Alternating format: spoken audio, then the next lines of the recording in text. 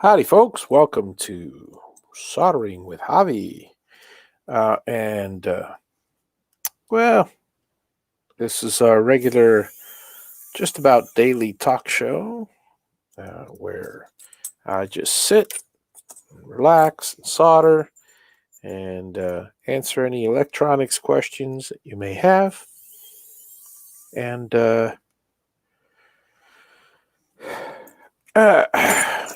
I guess we also promote the hobby box as usual. And our weekly show. Stay tuned to our Saturday show where it's a little bit more than random chat. It's usually pretty scripted. So it's always a good show. So today, for those of you watching, we are doing some more of this here. What can I tell you? We're doing some more connectors. I've got a bunch of motor wires soldered, and so now it's just a matter of putting the connectors on. So I'm taking 24 connectors apart because that's how many wires I got now. Let's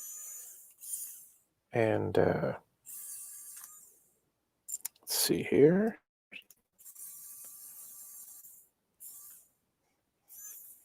For those of you wondering how I do this, by the way, this handy dandy electronic, this is an electric screwdriver, by the way, just in case you guys didn't realize. So it's twists one way and then the other way. You can't even tell with the video, but it's a cool tool. And now it's meant for, it's not very high RPM, and it's like a precision tool, so it's meant for jewelers or precision stuff. Well, luckily this qualifies as precision stuff, or it's in the realm. Feel free to send a message in our chat room, and I'll be happy to. Oh, look, I just got the notification that I'm going on live. 10. This will be 11. This will be 12.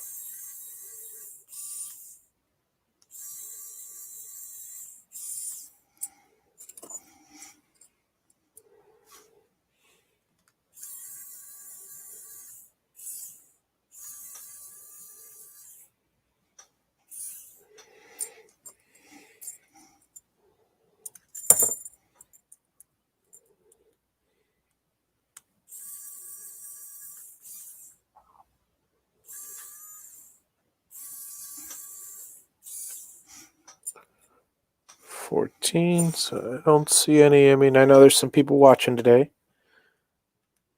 but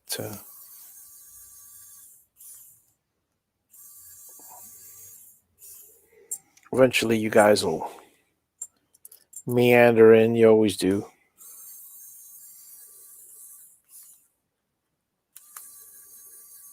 It's so quiet, I can't even hear this. This is a great little tool. It really is.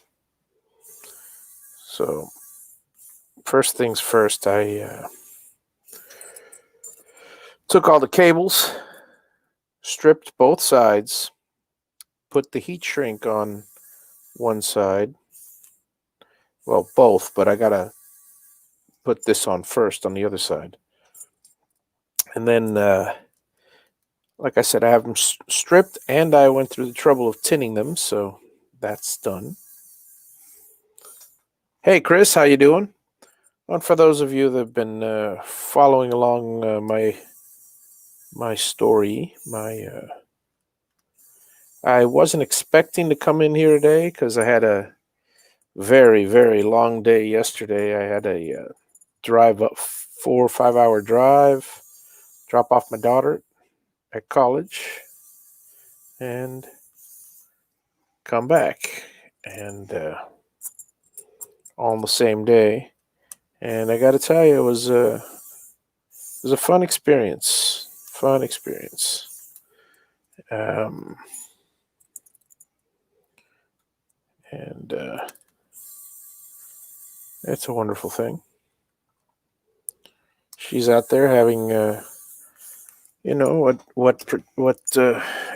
what's going to be the adventure of her life, as it were. Now I'm going to go ahead and tin these. Let's see if I can give you guys a better view somehow. And let's see. How can I do this? How can I best do this?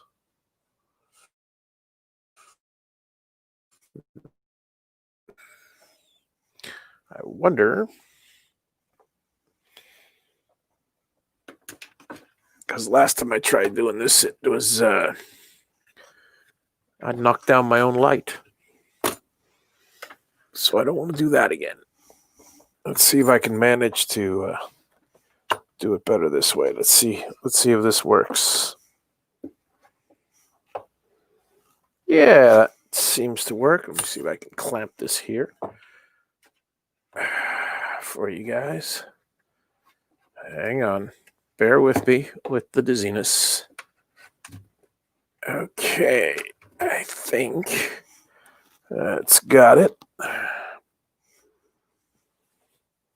There we go. Well, anyway, this is our good evening to Philadelphia, Kevin, from Miami. And we're going to do our usual. We're going to clamp each piece here. We're going to take our solder and we'll do the tinning first.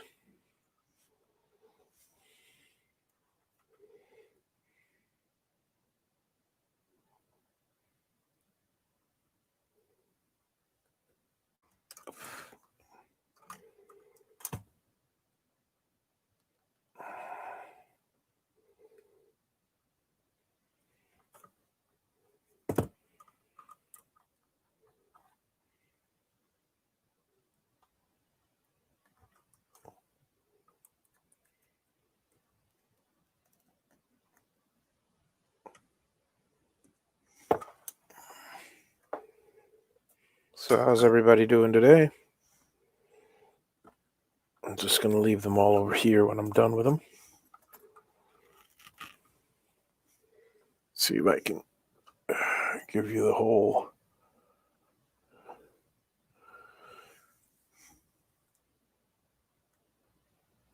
view here. Yeah, that works somewhat. Let me see here. Let me try to get a little bit better view here.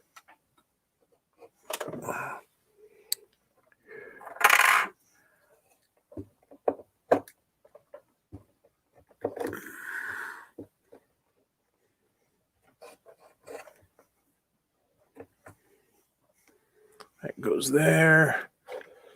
This goes a little further over here. Oh, goodness.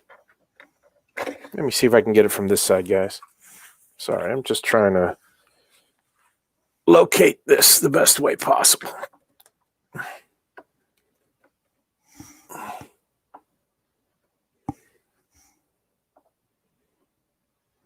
There we go. That's got it. Well, I wish I could tell you. I don't know where my sidekicks are at today. Dave is probably still working on stuff, and Russ, I just sent him the message. He hasn't. Well, he may have responded. I haven't been able to check my Facebook messages, but lately he's been. I mean, he's a grandfather, so he gets lots of the kids come over every now and then. He can't very well be at the show all the time.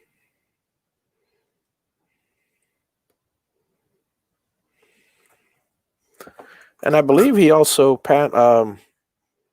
goes on Charles Deering's show every now and then, scrolling with Charles. So sometimes, sometimes he's there. But Charles goes on at randoms, and it's a 4-hour show, and I would watch, except I can't fall behind here with this stuff. So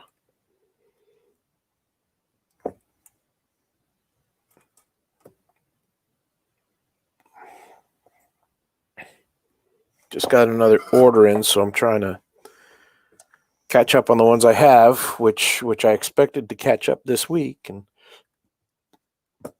thanks. Amazon's a beautiful thing, Paul, for silicon mats and the like. Well, and just about everything. So take a look at the new screwdriver I got. Ooh, isn't that nice? Look at that, eh? Very nice, very nice. Takes a couple of AAAs, and it's well,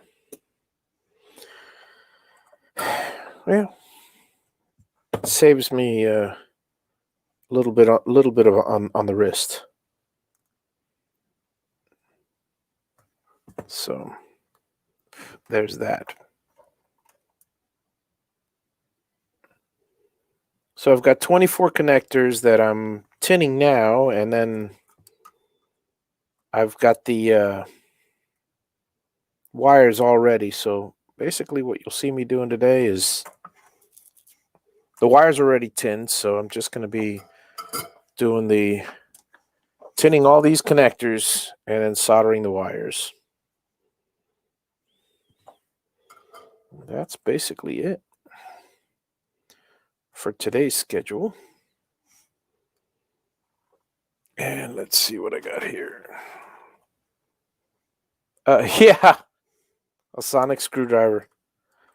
Yeah, that would be nice.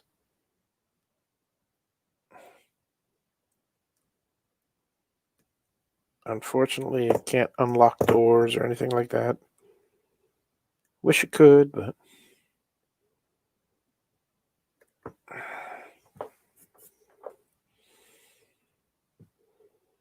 well, actually, it could unlock doors technically from the inside. I just undo the whole door thing.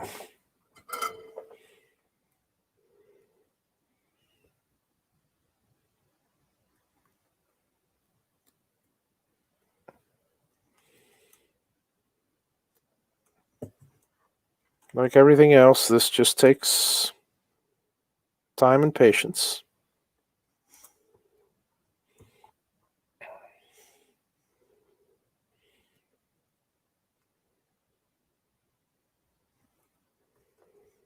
Time and patience, but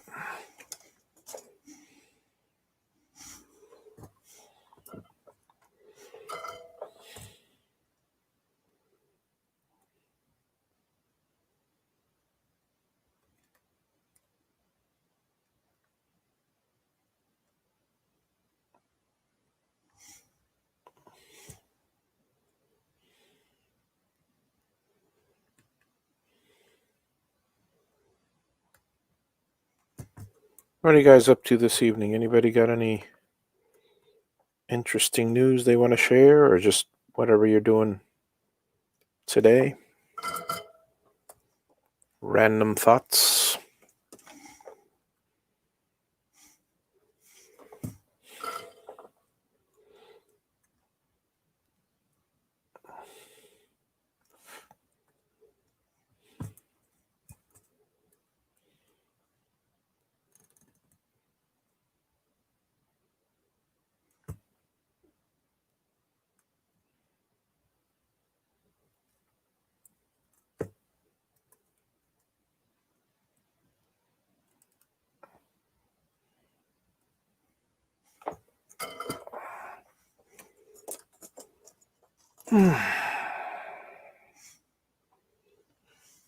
So I'll share with you guys a little bit of um, advice for buying land in case you're ever in the need for it. I've mentioned this before, but always check what you can do with it before you buy it, because sometimes it's obvious. Sometimes it's oh well, it's part of a wetlands, so you can't do anything with it. You would ask, I would ask, why in the world would you sell something to a private person if it's part of a wetlands? Makes absolutely no sense. Oh yeah, I'll buy a piece of land that I can do nothing with. Really, that wouldn't make sense. But that being said, there's other things like so you may want to run a business on it, and in Miami-Dade, for instance, you cannot run a business legally. I mean, there are home-based businesses and things like that, but you cannot see customers. You cannot have customers come to your house. And I appreciate that. I mean, I definitely appreciate that because while I could take it or leave it, if somebody were to create a law that said you could, I really wouldn't care. But did I get stuck? Am I able to? Oh yeah, yeah. No, I'm definitely. That's not a problem. I did all that research beforehand, so I'm definitely able to build a house. There's no issue. That's going forward, regardless. That's definitely going forward. If anybody blocks me, it's because it would be at this point it would be a political maneuver or harassment. There's somebody doing harassment, in which case, the lawyers would take over if that were the case. But nothing like that is happening. It's the particular property I should say properties. The properties I own, I could do anything I want with them as far as building houses on them. So that's not a big deal. Um, but I'm sharing this information with you because there are a lot of see, I'm aware of these things, and before I bought the property, I researched them because first thing I did is I actually went to zoning before making an offer on the property, and I asked them, "Listen, can I build a residential home here?" They said yes, absolutely, 100%, and I got it in writing, so I have no issue whatsoever. You know, they said as long as I mind the setbacks, which is a given. Well, it's a 5 acre property, so there's no issues of setbacks there. I mean, I'm not going to build 10 feet next to the fence or even 50. I mean, it's not going to be an issue there. Now, um, certain other things like until you build the property, can you have any? Can you do anything with it? Because there's some properties like in North Carolina, South Carolina, in Georgia, and in many counties in Florida, where if you have a piece of property, no matter what it's zoned in certain counties, whether it's zoned agricultural, residential, or whatever it's zoned, you can you can place storage containers or RVs or sheds or whatever. And then there are others that have certain limitations. And I was talking to a few of the members of the. I've been getting to know. I've been talking to the I've straightened everything out with, well, I'm about to straighten everything out with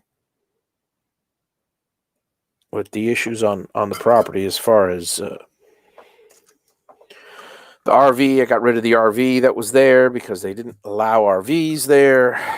I didn't know that at the start. It was a code recently made in 2015, things like that. But I've been talking to,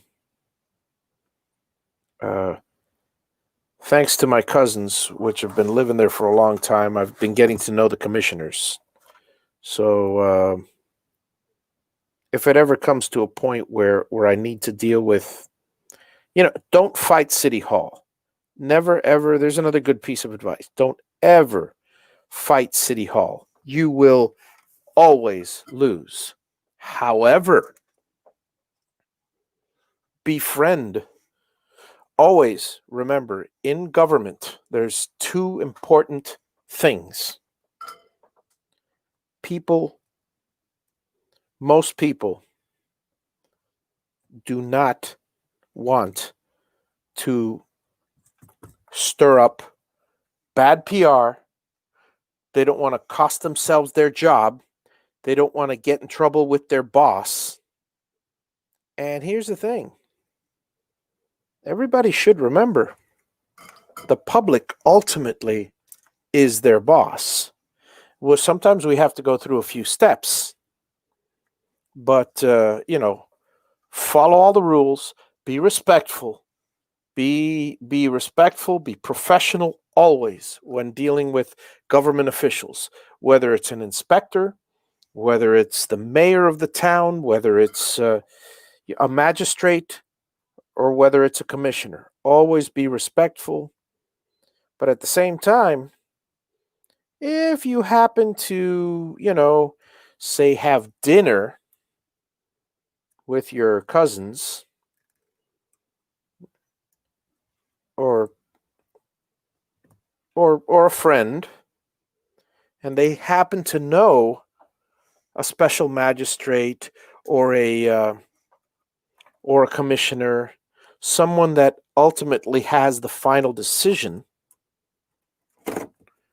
on overriding certain ordinances or rules, then by all means, use it to your advantage. Get to know them, say hello, and still treat the people who you are dealing with respect. Always. They're doing their job for a reason. But if you get treated unfairly for whatever reason, maybe that guy, maybe somebody that's angry with you knows a guy in power. Well, guess what? There's nothing preventing you from playing the game and knowing somebody else in power that's even bigger. And if all else fails, follow the rules. And when treated unfairly, sue. And then, after that, cause a huge stink. Because the one thing, hey, Dave, how's it going? Big D. The one thing nobody wants is a big S storm, a big PR storm, where they're looking bad and they're treating you unfairly. I'll give you an example. This is not my case, but okay, if I were to fight the ruling of the code of the RV situation, which I wouldn't do because it's a code, and just because somebody else does something wrong doesn't mean that it's right for you. However, PR is a different story than right and wrong. So my case would be, well, this neighbor has done this. This neighbor has done this. And then I'd go through and actually create a petition with every single, I mean, I first I would either let's see. And this is not me. I'm not an instigator when it comes. I'm only an instigator when I'm backed into a corner. And I've done it before, but that's only because somebody hasn't cooperated. Somebody's hasn't been cordial and polite. And I'll tell you one thing, in that county, everybody's 10 times as polite as Miami. So I have no issues. No issues whatsoever. But sometimes it happens where somebody there's a bad, you know, a bad seed or a bad apple or whatever. And it's happened to me other times, and I'll share with you this. Damn it. I can't get this thing off. Time to get another one. My time is more valuable than trying to take apart one connector. And so what I'm getting at is let's see here.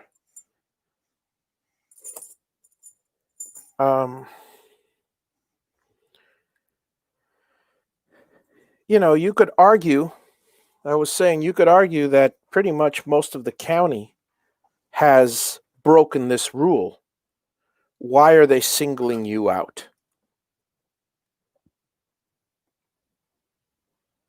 And they would either have to devote an incredible amount of resources to single everybody else out who you would have mentioned. So it does take time out of your schedule to go, to fight for an injustice. Or, like I said, or basically give you a pass. But you don't want that. You don't want to make any enemies anywhere you go, even if you're 100% legal. But anyway, so getting back to my big piece of advice. My big piece of advice is, before you deal with any bureaucracy, always know all the rules in place with any particular situation, because with any particular location, because the last thing you need is a surprise or to have to deal with this. How far would you go? Basically it's all a matter of, ultimately it all boils down to, how far would you go compared to how far will they go? And they don't go very far. They have the law on their side, so all they have to do is follow the process. But here's the thing. The process is flexible. The process is adjustable. You can get a variance. You can get a you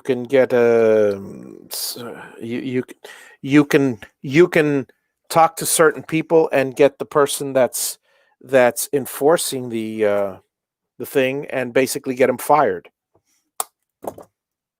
For somebody to lose a very comfortable government job, they're really not going to care about you, about fighting you for that, unless it becomes emotional. It's there's a lot of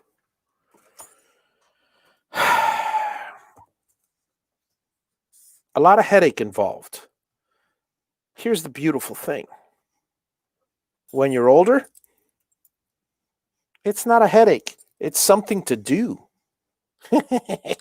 That's why old people always get what they want.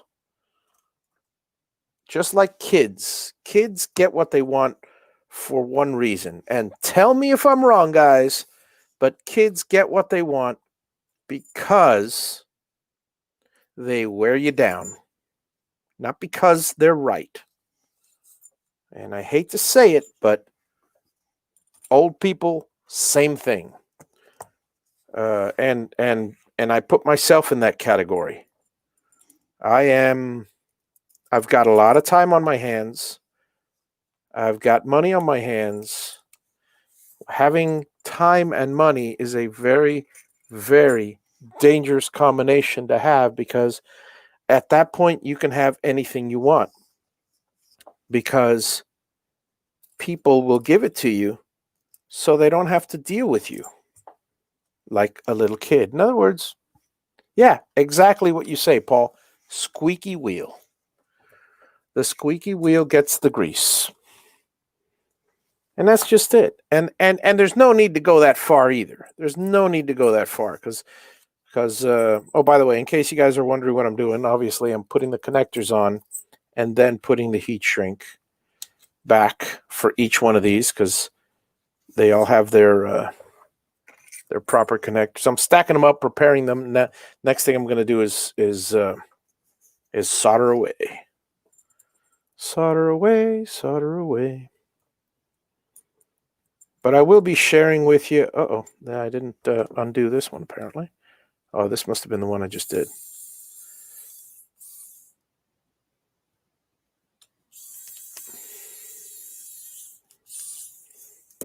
I will be sharing with you everything that I did, but I'll be doing it after the fact, because, frankly, I don't know if everything's legal and all that stuff, but I don't need. There's one thing I got to tell you guys about YouTube. You know, people are jealous. People are jealous, and people.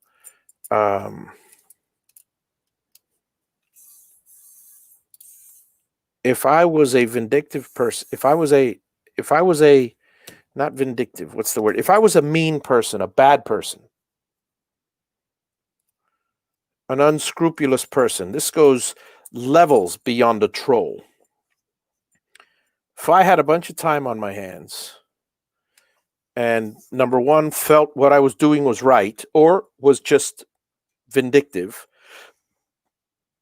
and I got angry with a YouTuber showing a video on how he was doing this or this or this to his house, and I had a suspicion, or I knew that something was against code, and there's a lot of big ands, and I had a lot of time on my hands, and I could go look up the codes, because, again, the YouTuber would have been, I don't want to say careless, but open enough to share where he was doing this project.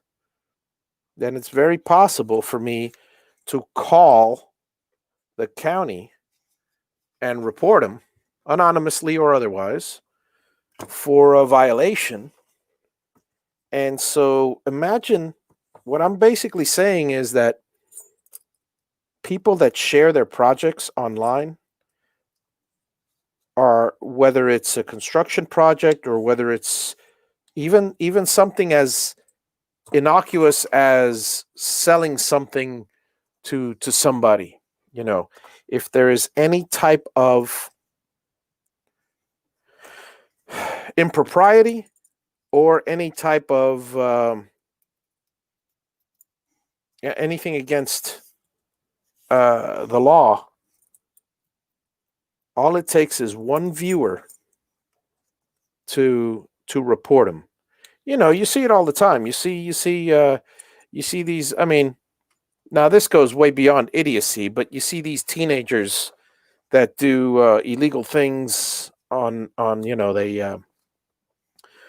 they run a motorcycle at ridiculous speeds and do wheelies and this and that, and they film it all, and then all of a sudden, oh well, that people got their license number, they've got where they were, they got where, and they report them, or the cops themselves see them directly, and now they get themselves into trouble. But so that's the reason that I stopped doing the make room for Javis, because I don't know who's out there, and maybe I'm a little paranoid. I still have more of them up, but they're in private directories, And eventually I'll release them at such time where grab these things at such time where everything's completed, bound by code, and there's no danger of retribution. Maybe, or maybe I'll just keep it as a documentary for myself. But either way, I'll always try to provide you guys with something interesting. God, I'm so tired.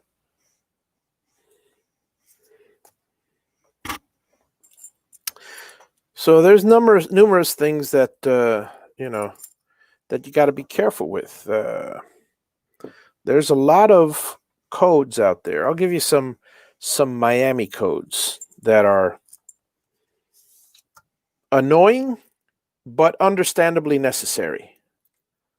I was a sign guy, and one of the rules that I know, because I had to study all the well, I didn't have to, but in order to be a good sign guy, I studied all the rules and regulations.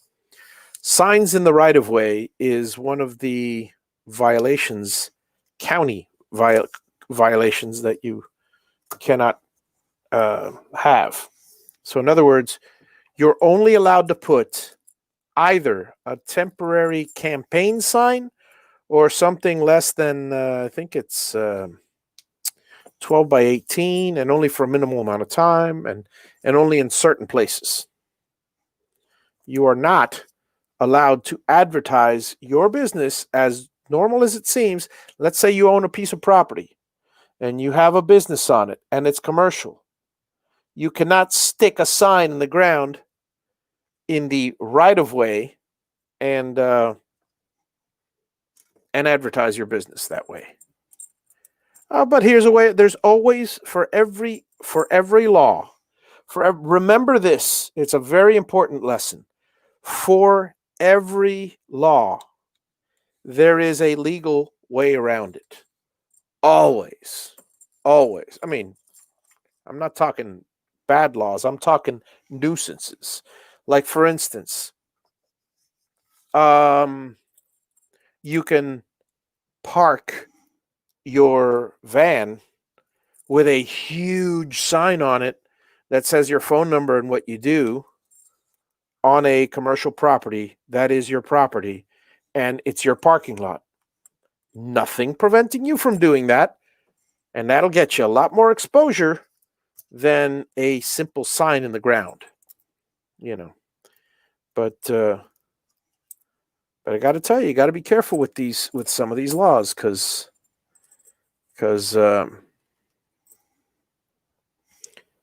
people ask me, "Hey, would you make this sign? Make this sign?" And I feel duty bound to tell them, "Yeah, I'd be happy to, but remember, you can't put this here, here, here, or here, because in the end, it's there, it's on you," is what I tell them. It's on you,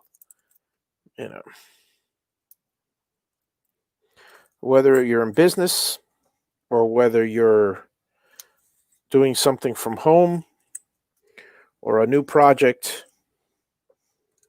Always know the rules.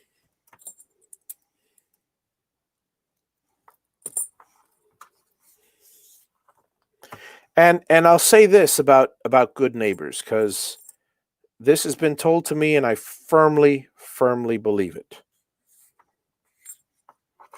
In any location, it's all about the neighbors. You live in a very, very remote, secluded location. If you get along with your neighbors, which I do, then you don't have any worries, because nobody's going to be reporting you. If you get reported, it's by, well, yeah, now everything's done by satellite, or everything's done by, or people do tend to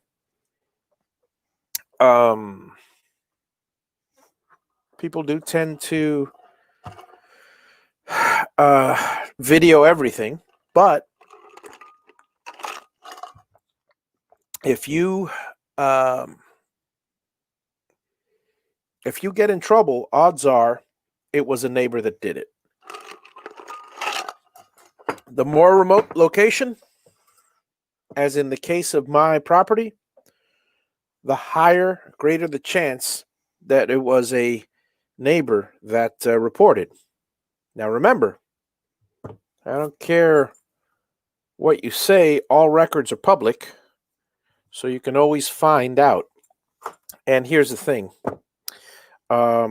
even though records are public and people can be in some counties, people can be uh, anonymous.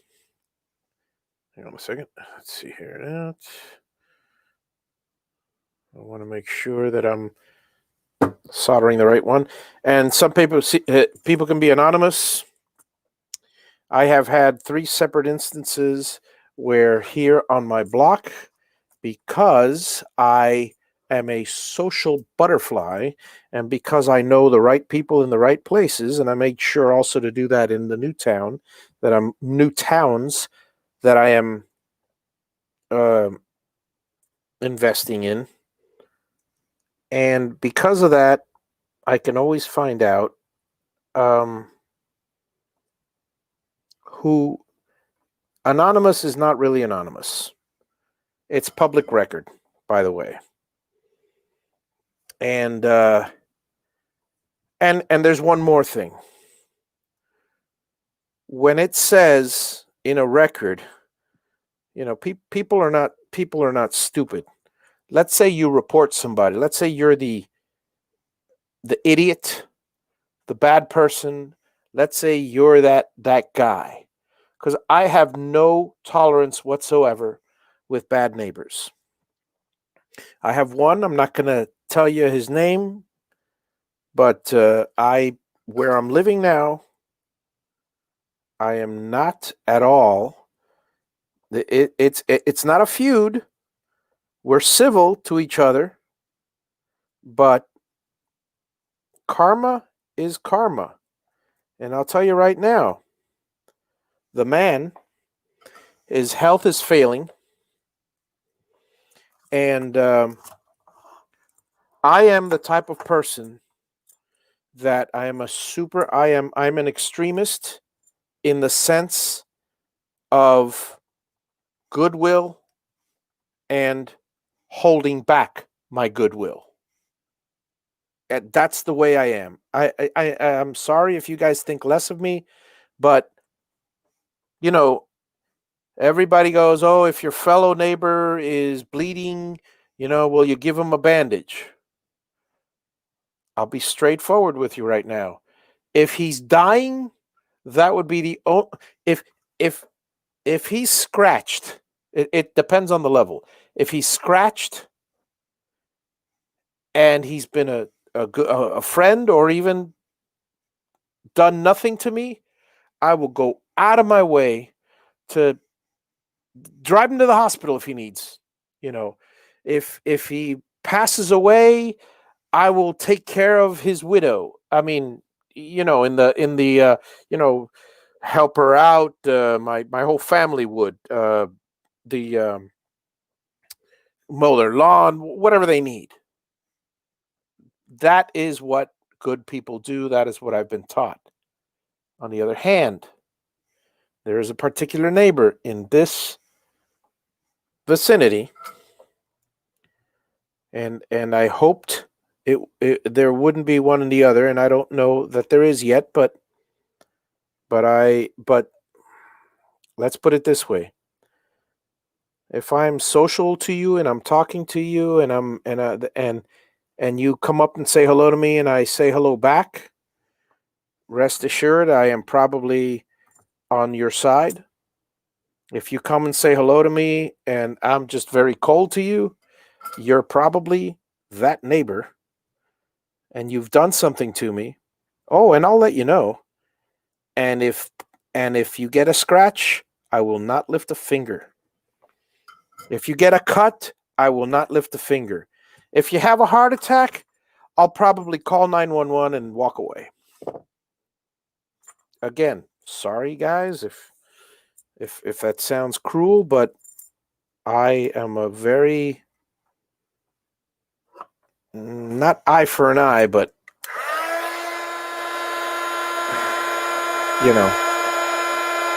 I turned the other cheek, but I got one cheek. I mean, I only got 2 cheeks.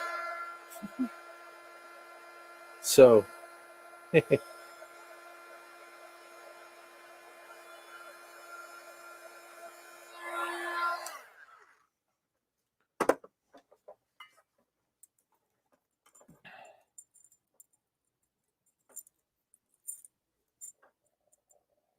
and the older I get, oddly enough, the older I get, the less I'm never hypocritical about it, but my nature is one that I'm always nice to everybody. But the older I get, you will. I'm a pretty open person when it comes to my feelings. Plain and simple. I I'm like an open book. You'll see it when I'm hurt. You'll see it when you've offended me. It does not happen often. And everybody goes, Javi, all my life, everybody goes, Javi, you're so happy, you're so this, you're so well, yeah. But along with that comes the evil side. I don't want to say the evil side, but the along with that comes the reverse. Okay, so this goes this way, that goes that way.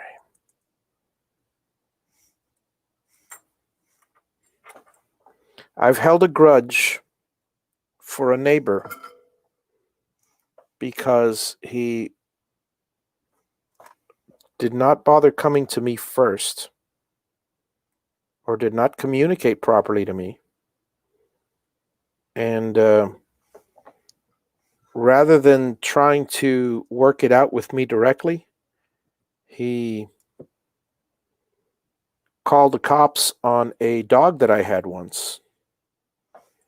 And it was partially because of him that we got rid of the dog. My entire family is one, is united. And my wife holds a grudge to anybody who does me wrong 10 times worse than me. And I'm the same way. If somebody does her wrong, oh, God help you. God help you. Because I will always harbor a bad opinion of you. And I'll refuse to help you in any way, shape, or form. My wife is the same way for anyone who does that to me. And here's the beautiful part. Our kids growing up learn that. I don't want to say that hate, because it's not hate. It's indifference. I don't hate anybody. But whereas I love most of my neighbors, all my neighbors, well, all except one, I am completely indifferent to that one. And karma is a beautiful thing. If as long as you don't hate, as long as you don't do anything bad or evil to somebody, karma, you can call it karma, you can call it Holy Spirit, you can call it God's will, call it whatever you like, but what comes around goes around, guys. I'm telling you, I've seen it all my life. People that have done me wrong have always suffered for it. Not by my hand. You know, maybe that's why I like Doctor Who so much. I don't know if you guys are big Doctor Who fans, but that is probably the single most thing I like the most about Doctor Who is that bad people get what's coming to them, and while he manipulates the events, never directly by his hand. That is our Doctor Who.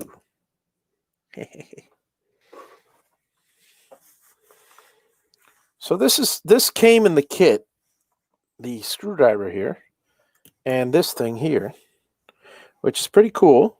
So, it says open. So I pull this up and look at that. Oh, you can't see it. There you go. This pulls out and all the little bits are here. So I'm going to look for one. Nope, that's a 3-bit. Hang on. There we go. We got this looks like the right one. If I can, good. It's magnetized. Yeah, that's perfect. So I was using one from my other screwdriver, which is the manual screwdriver. So now I shall put this back.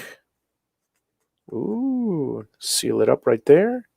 Put it back in its little case. It's a, hey, $20. It's a great little screwdriver. Now, I just, there it is. Now I am gonna make sure this is tightened this way, so with that thing. But it's nice to have, see, I don't have to be. I like it. It's not incredibly powerful, but it doesn't need to be.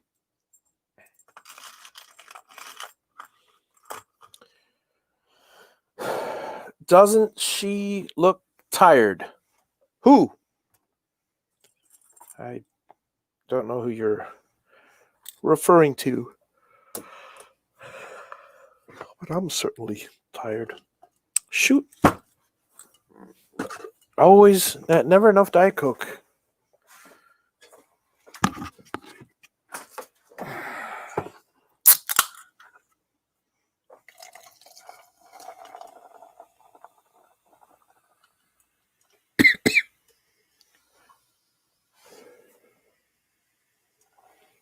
But I tell you guys live a good life, and those people who are angry with you, and I've had it all my life. I'm used to it. I am used to this. I'll be blunt, and some of you are this way. Tell me if this doesn't sound familiar. I'm a very happy person. I'm a very happy person my entire life. Because of this optimism and this happiness, nothing has gone wrong. It's the old adage, glass half full, half empty kind of thing. So what happens if I look at life optimistically, no matter what happens to me? No one can touch you. Nobody. Why? Because they try to do something wrong, and no matter what they do to you, they never win. Because as an optimist, you always look at the bright side. It's that simple. So sometimes you end up, running into these old curmudgeons or sad people or just plain. One thing is being an old get off my lawn kind of guy. Okay, I get that. I understand that. I'm kind of one of those get off my lawn. But ultimately, I'm happy and I'm generous and and optimistic is the big one. But what happens if you run into somebody that's not so optimistic? And in fact, they're petty and they're jealous because they see you happy and they're insecure. They don't have that happiness for whatever reason. And they think that by doing something wrong to you, they can take it. Well, guess what? They're always going to lose. And that's what karma is, or what comes around goes around, whatever you want to call it. That's what that's all about. It's if you put good into the world and you are optimistic and stuff, you will never be touched. That person whoever he or she may be, that does wrong to you will always, until look, they will have the blemish on them. They will have the insecurity. They will have the suffering. And what happens if they learn and they they grow and they're happy and all of a sudden they're generous? They did you wrong, but then all of a sudden they're generous. Well, that's a good thing. I'm happy for them at that point because you know, eh, eh, you know, never wish bad things upon bad people. Bad things will come to them, and if good things happen, be secure enough in your own happiness that you should be happy for them. Am I wrong, guys? Am I wrong? The doctor spread the rumor about Harriet Jones. Yeah, yeah, exactly. Something so simple took somebody down. That's exactly right. That's all it takes. But ultimately, she did it to herself.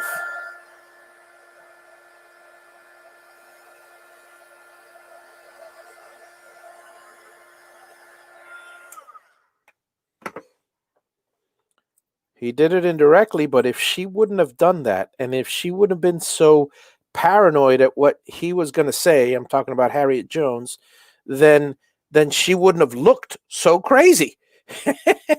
And then they wouldn't have, you know, taken her down.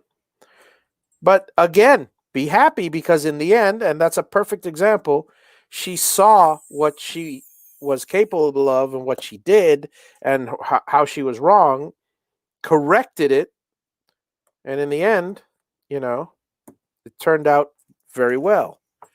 I mean, I'm telling you, Doc. Guy, I'm sorry if you guys are not into sci-fi or anything like that, but they have the most wonderful lessons in in all these shows, you know, and they got them in every show, but they're so blatantly marvelous, and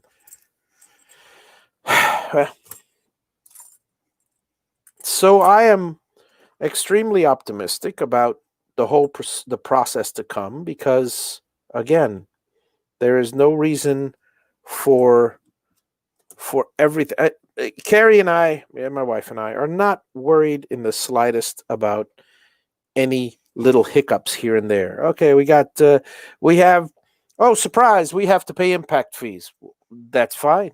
That's roll with it. That's well, okay, so it costs us a little bit more money. That is expected. Impact fees are because, well, I know the reason for impact fees, and then that's not something evil. It's just something that is. Same thing with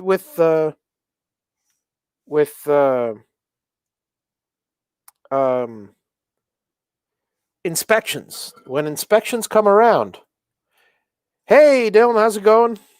When inspections come around for the building, and there will be the occasional failed inspection, not because anybody's doing anything on purpose or trying to get by with anything, but bottom line is the inspector is there to make us safe. I don't want my house to burn down on top of me.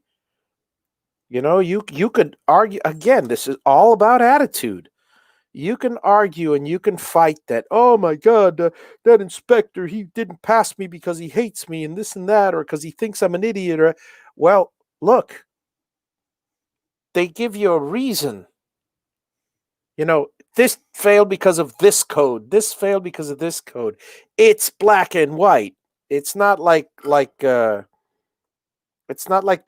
can now they have the ability, and I know I've been around them my entire life, and all inspectors have the ability to um, pass it even though it's off code, by they have the responsibility to fail you, but at the same time they have the leeway to tell you, listen, get this corrected. I'll pass it for now, but make sure you get that corrected and this and that. Don't screw around with the inspectors. Do everything they say, and you will be safe. Your house will be safe, and you know.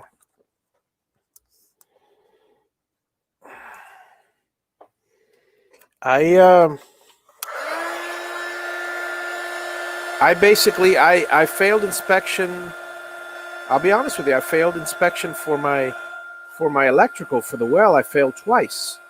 Well, okay, once was it was just three. There were minor things. There were minor things that they, in my opinion, and in the electricians that I spoke to, there is no way any of that would have been dangerous and everything. However, there's a reason for it, you know, and because of that reason, it was failed, you know, or possibly because the inspector didn't know who I am, didn't know my work, didn't know my reputation. I'm brand spanking new to the community. So he's basically testing out how I will, not how so much how I'll react. Will I ignore and or will I comply? I mean, come on. That's a stupid question. Of course I'll comply. And then in the end, now I have everything now I've learned something new that I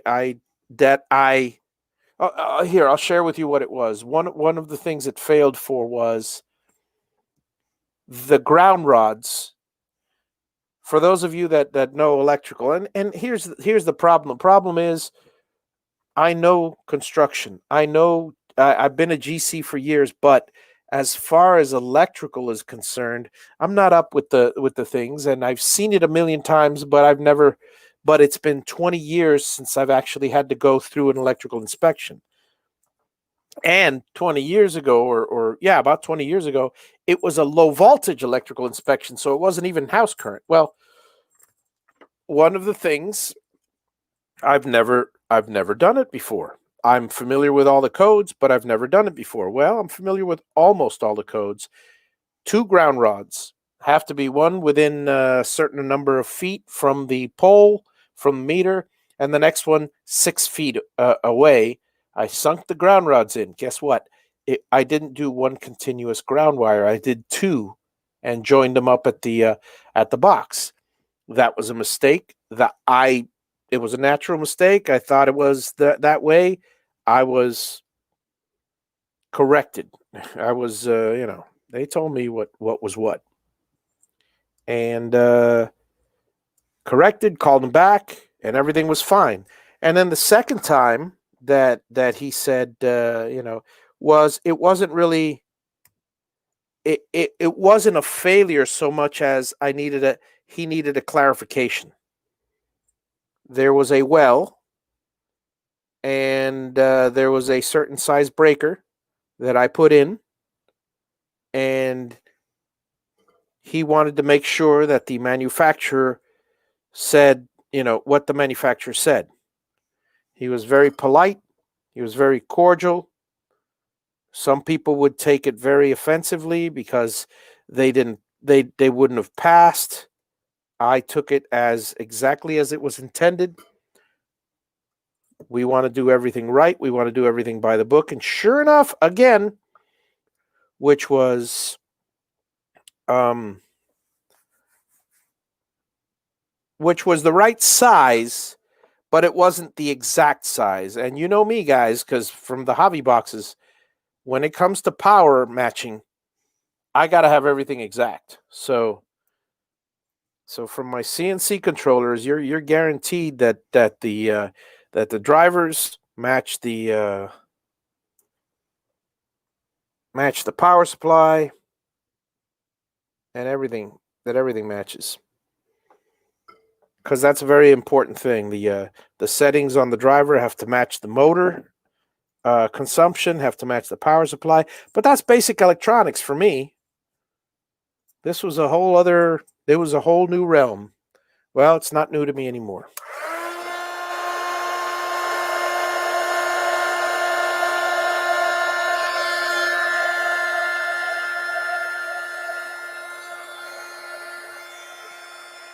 And then there's another lesson in that.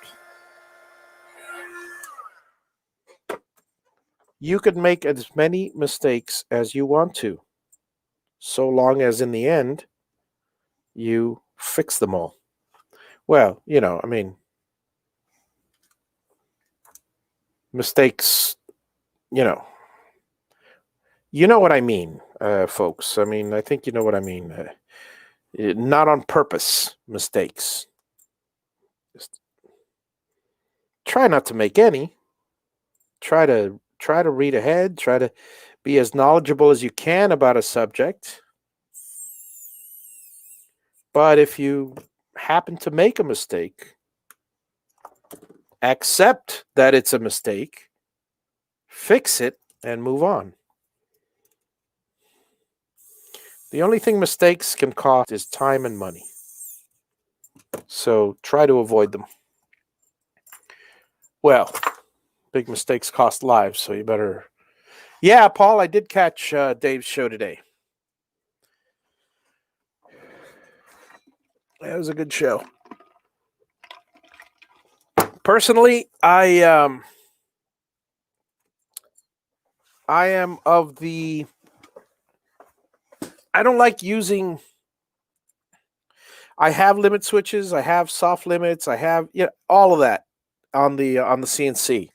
But I'll be honest with you, 99% of the time, let's say this is. Let's see. Okay, so from your guys, I think from your guys' vantage point, this is your 0, 0 over here, even though it's backwards for me. But this is 0, 0, okay? And then this is the Y, and this is the X, okay?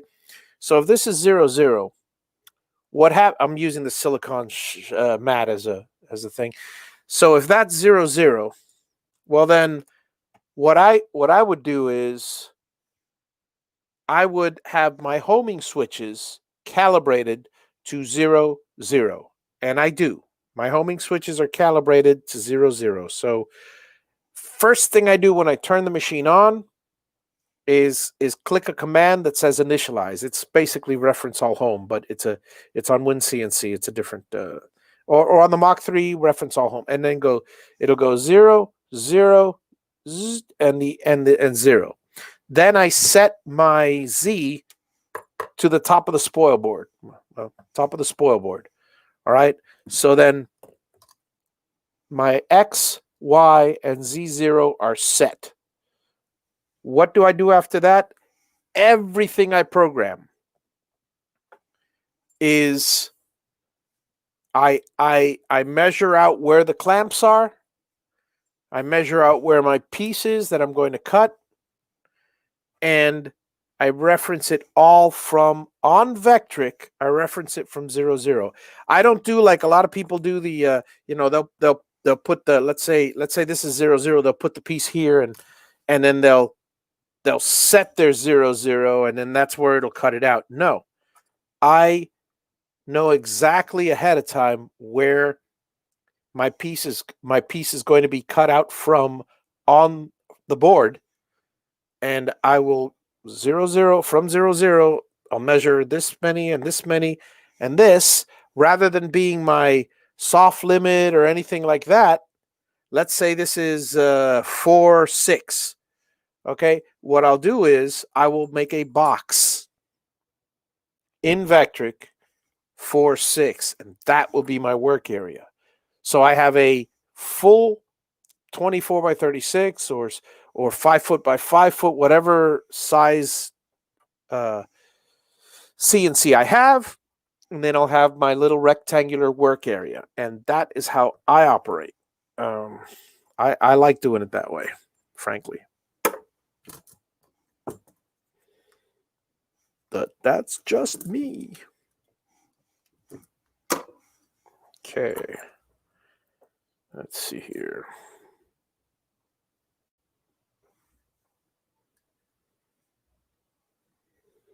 Okay, that's that. So plug that in there and that. What the? Okay. Plug it in this way. There we go. That's more like it. So that's red. Sometimes it's a little, oops, sorry, hit the camera. Sometimes it's a little difficult. People have a problem with spatial geometry, and I understand that. It's tough sometimes. Calculating, I've seen it time and time again, and that's probably the hardest. The hardest part for any CNCer is knowing where and how to adjust how something fits together. In other words, well, I'm cutting it this way, so if I flipped it over this way, it would be, like right now, I'm going, okay. You see, if you look at the, let me see if I can get the light to shine right on it. Yeah, if you look at the 4 pins and the little notch that's on this side, so now I'll put it down. Well, I know that if I plug it in this way, it's red, green, red, blue, black, and green or yellow. So I know where to put the wires, but I put them all the same. But now you put it this way, and oh, that's red, and then but wait, it's upside down. That's got to be red. No, but it's backwards, so that's got to be. You gotta. Sometimes it's confusing. Just as confusing if you work with your left hand and try to undo a nut with your left hand. If you're not left-handed in a car, tell me that that's not difficult the first time out.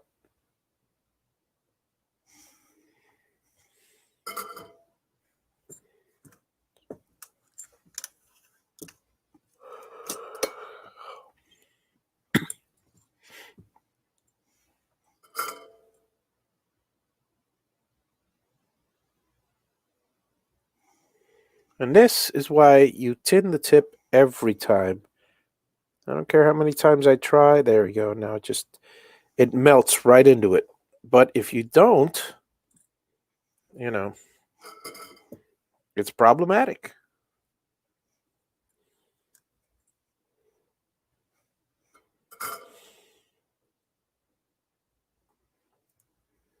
You don't get a good bond, guys. You don't get a good bond.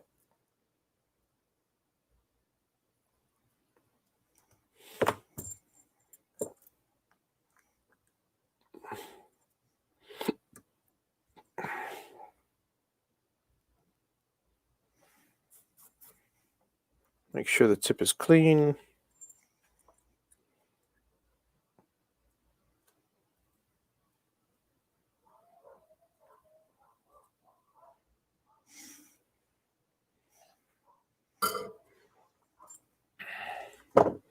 So yeah, folks, if you have any questions, I'm here for you. Any type. We're just chatting.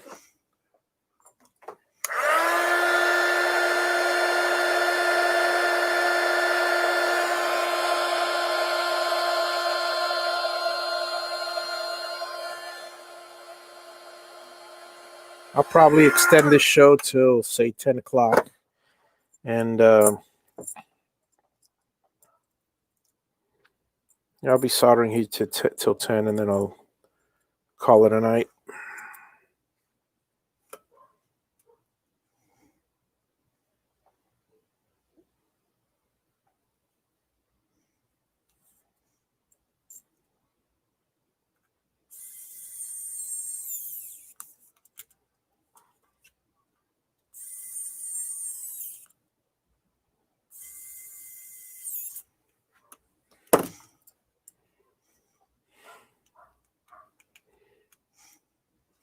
But yeah, Paul, I caught Dave's show today. Did you have any questions on Dave's show?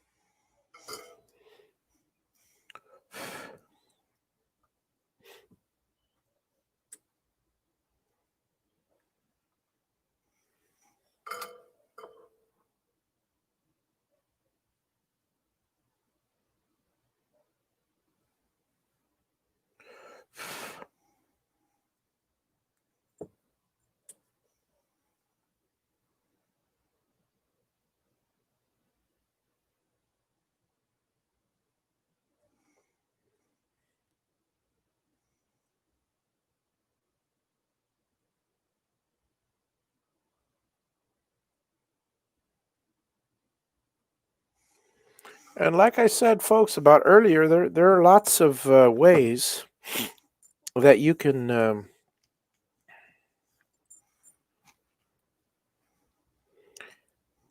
Like I said, money and time is your biggest asset when you're fighting with. Not fighting, but when you're arguing for yourself. But another one is the laws themselves. There are so many laws. So many laws. And so many laws that could hurt the people that are. If I had a buddy of mine, you're going to love this one. And it had occurred to me once or twice, but I had a buddy of mine who um, he was a little sick and tired of paying taxes, and he moved to a new place, and they just finished creating a bill which raised the impact fees, and he just finished moving there. They would not let him pay the old impact fees. They because it just so happens he missed the deadline. So he was paying the new impact fees because that's when he purchased the property. He knew it was all coming, but he wasn't happy about it. Whether he was in the right or in the wrong, and not to say anything, but he was in the wrong. But guess what he did? He happens to be a reverend. You can get a you can become a minister of anything. I mean, if you truly feel we do have religious freedom in this world, and I could become for instance, I love wood so passionately. You could, well, that's exactly what he did. He became a minister of woodworking, of First Church of Woodworking or something like that. I don't remember what he called it. And guess what? It did not conflict with his religion that he goes to, but he, as a minister, all of a sudden didn't pay any taxes. So he screwed the I think it was the state, no, state or county. It might have been the county. He screwed the state over. The county over so bad. Well, I mean, they don't care. They follow all the laws, and really, they are completely. Uh, they probably see stuff like that all the time. So they're not like, oh, we got to get them back. No. This is a government, so they follow all the laws, and as long as they don't personally get fired, remember that, guys. As long as they don't personally get fired, and they do their job, you can do anything you want. And sure enough, he did. He got out of paying like $20,000 in impact fees, and in the end, he developed his little. He put everything under his church's name. Didn't cost him but $100 to create his church.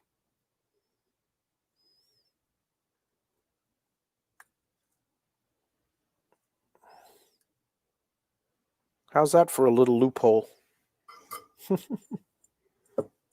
It's crazy.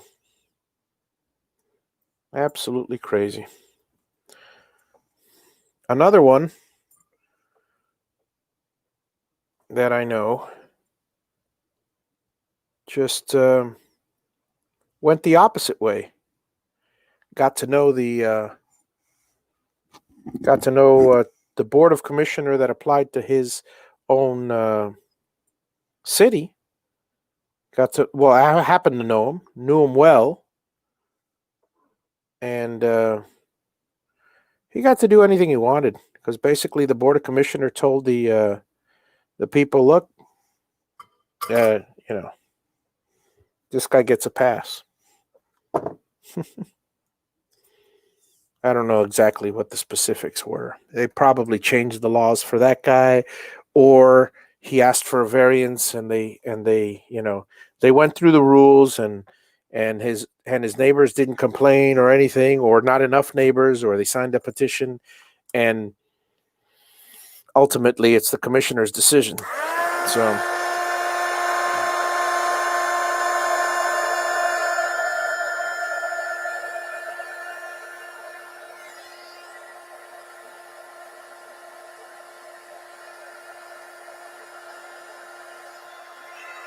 good evening, Ryan. How's it going? And for everybody arguing, I'm frankly, I'm sick and tired of the whole Democratic Republican arguments back and forth. I think everybody is. I just turn it off.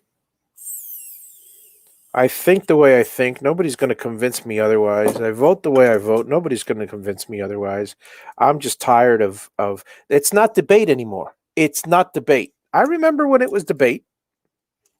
At one time it was debate. It's not. It's one guy accusing one guy of one thing, the other guy accusing the other guy of the other thing. And the only people that believe them are the people in their own party, so there's no point in them to even run their wheels. However, they both have to. Because if one guy talks and the other guy shuts up, then the idiots that have the swing vote will probably end up, falling for it. Whatever happened to true debate? I don't know. Or did we ever have it? Did we ever have it? Because, folks, as long as I've known this country, it's always been polarized. Sometimes it feels it's more polarized now, but I don't think so. I was looking at some old shows and some old news programs and stuff, and it's the same.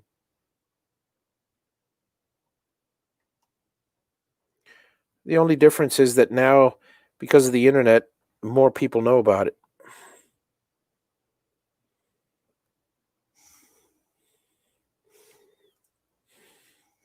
You want to jump in, Ryan? I'm bored.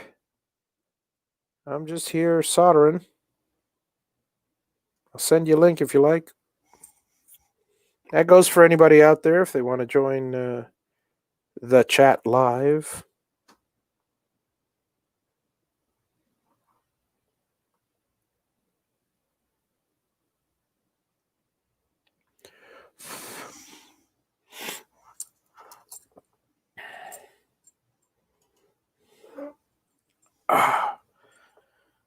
Back.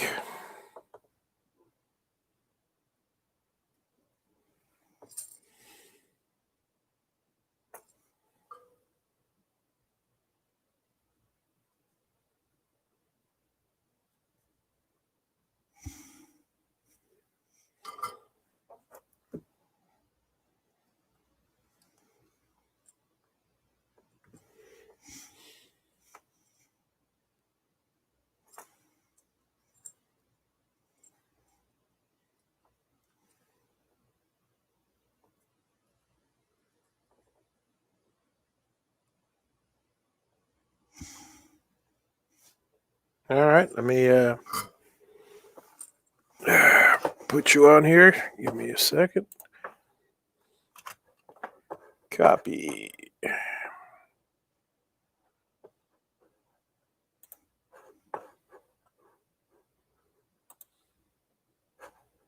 And there's the link, most recent.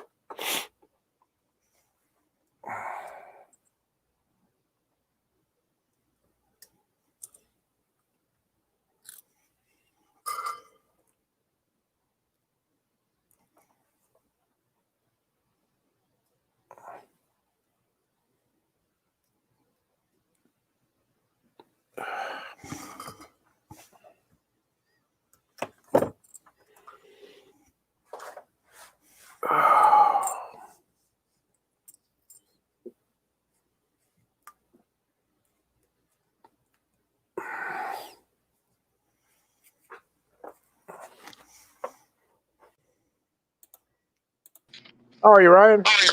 Hey, what's going on, Javi? Oh, same old, same old. Trying to knock out as many of these connectors as I can. It's all time consuming. You know how it is. Oh yeah.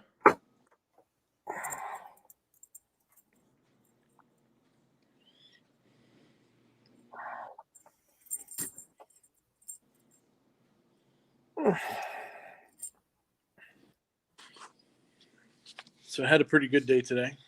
Tell me. Yeah, went down.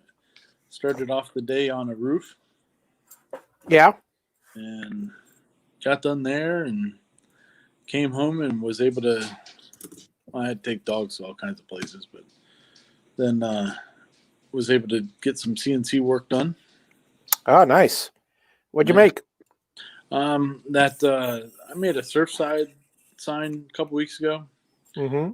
and I posted it on the Facebook page for Surfside Beach, South Carolina, and Mm-hmm. a bunch of people wanted them. So I think I saw that. yeah, How long ago was that? that was a couple weeks ago. Yeah. Yeah, I did see that. Okay, yeah. Yeah, Yeah, that was a cool looking sign. yeah, it turned out pretty good, and hey, it's even better that some people want to buy them. Yeah, absolutely. Yep. Absolutely. That is always a fun a good thing. Yeah, so I made 4 more, or am making 4 more, Mm-hmm. and those 4 signs will make it so that I've broken even with my CNC and all that crap. Oh, nice. Yeah, Nice. That's so the way to be. yeah, I mean, I usually Yeah, don't sell. nothing in this. I mean, I'm firmly convinced that nothing other than furniture making in the woodworking world will make you rich or even uh, sustain. Keep a living, make you enough to make a living. However, hobby wise, and enough to pay for little trinkets and toys. Maybe 500 or 1,000 a month. Something like that. That is reasonable to expect if you put the work in. Yeah, You yeah, know, but yeah. Well, I've seen yeah, some people that do the flags, and there's a couple guys that make a living doing it, but yeah. the But cost. it costs them their time. They pour their heart and soul into that thing. Yeah, Yeah, I mean, frankly, I mean, I got to be honest with you. I would much rather, and this is the you know the path I took is I would much rather spend 3 days or 4 days painting a house, earning a month's salary. Uh, I mean, I paint high end houses, but easily a month's salary with just one house. You know, 60, 70 grand a year, whatever. Um, so a month or 2 weeks salary by painting a house for 3 days, and take all the and invest that time rather than spending your entire time. You could say, "Oh, you're having fun." Again, everything I say goes down to balance, balance, balance. I always stress balance because you're going to balance out the happy and the sad. Like you've got to, if you bust your butt doing a lot of work for very little pay, it's going to be fun all the time for you, maybe, but you're always going to be working, and it's going to come a time where it's no fun anymore because it's not what you want to do, it's what you have to do yeah, to make money. Whereas if what I have to do is a very short amount of time, I don't mind doing it. And here's the key: I know the whole time that I'm doing it for money, to do what I love. Then at that point, holy cow, it's a whole different ball game. hmm You know, like you with your solar panels, or it's you make a hell of a lot more money selling a set of solar panels than you do hours and hours and hours making making little Surfside signs. Possibly, I don't know, but in the end, you get the joy of doing whatever you want by doing a roof.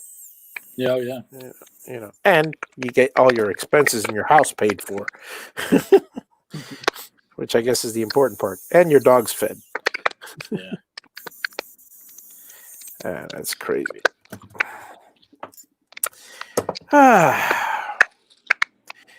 Me, the only reason I do this right now, I'm actually, this is not my job. This I'm doing because I enjoy it.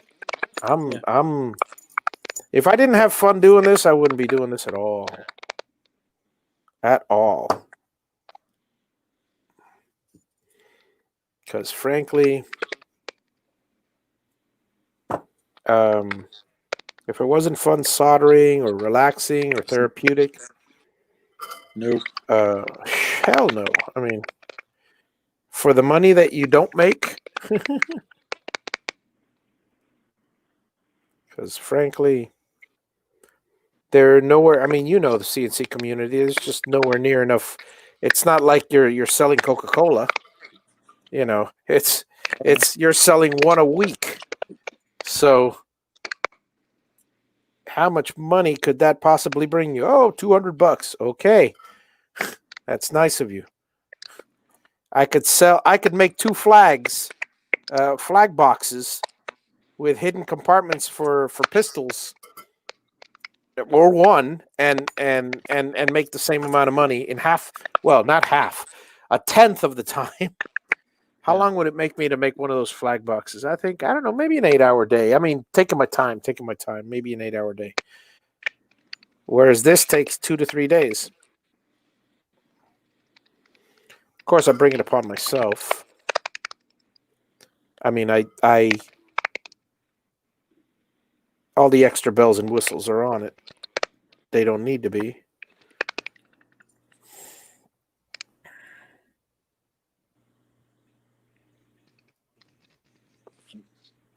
But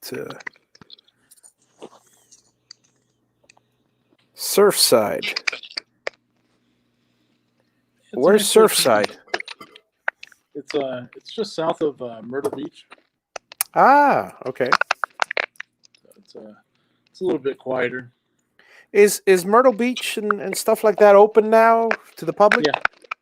Okay, that's good.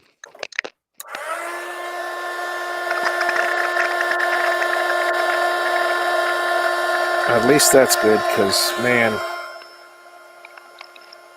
the people deserve distractions. Yesterday, I took my daughter up to to her college, to the university. Oh, nice. So yeah, she's happy. I'll be honest with you. Yesterday, she was a little overwhelmed by everything, but come on, that happens to everybody. I'm tired of seeing it, but how do you explain that to someone who it's their first experience?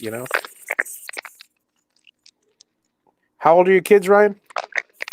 I got a 22, a 19, and an 8.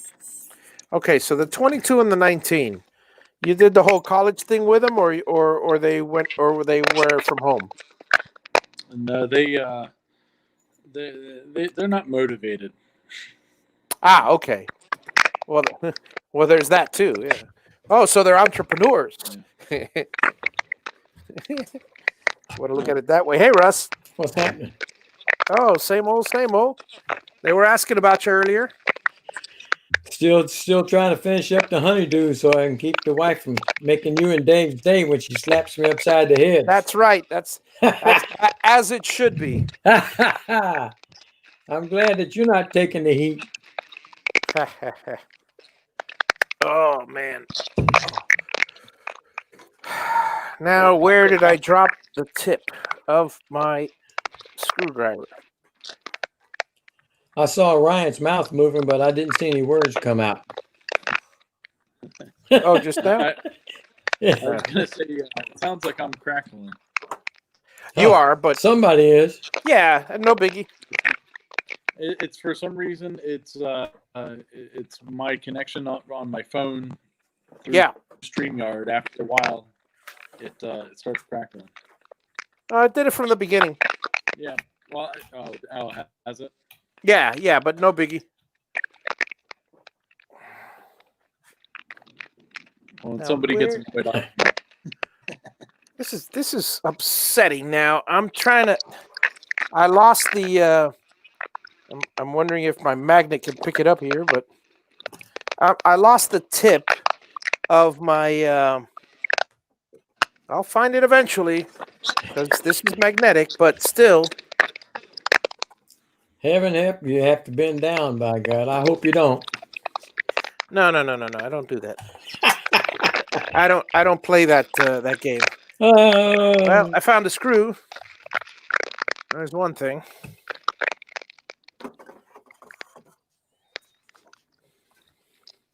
Javi, you're doing your very best this old Tony impression tonight. Yeah. You like that, huh? All right, bear with me, folks. I'll be right back. I got to get something from the house. Give me a sec. And entertain the gang. Who is tooth number 13?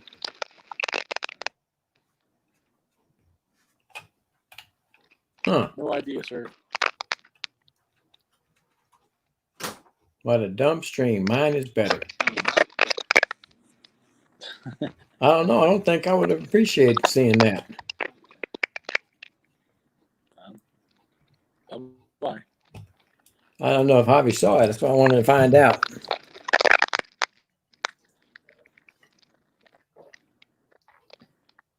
Yeah, Russ, I don't know what it is, but something with going through my phone, it'll start crackling. There ain't no telling. Well, I hear it on everybody else's end, and I don't hear it on my own. But Really? we've proven that it's me. Well, it could be worse. It could be my high-pitched squeal of a dog barking. He's taking a time out, I think. Yeah, It just my sounds dogs like are- you're working on something to me. That's all it sounds like. Hell, I thought it was Javi. Yeah. I thought he was working on something. We can blame it on him. Yeah, we'll do that. We'll do that. Yeah. So what's everybody doing out there besides that one that I don't want to hear about?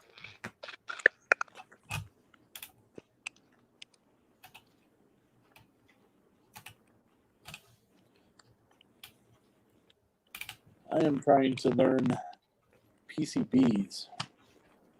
Really? Yeah, trying to understand it a little bit more. Huh. I have a board that I want to make, and to be able to get it made, I need to understand it. So, it's, You know Jason Roush?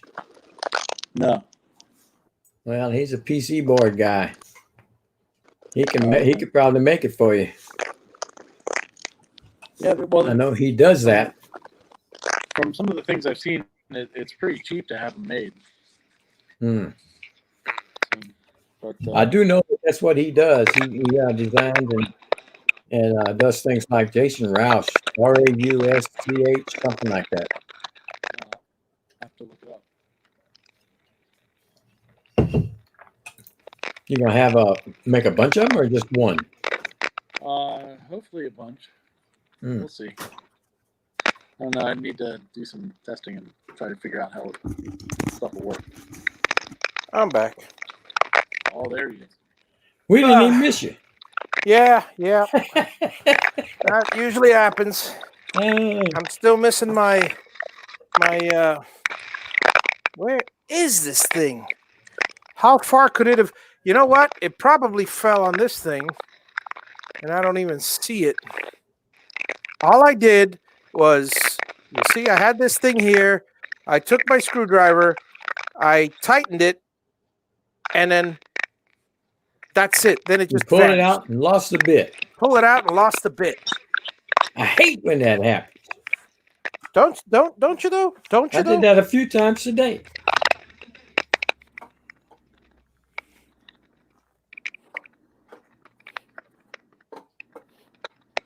I mean, I'm. Oh, you know, I wonder if it fell in my.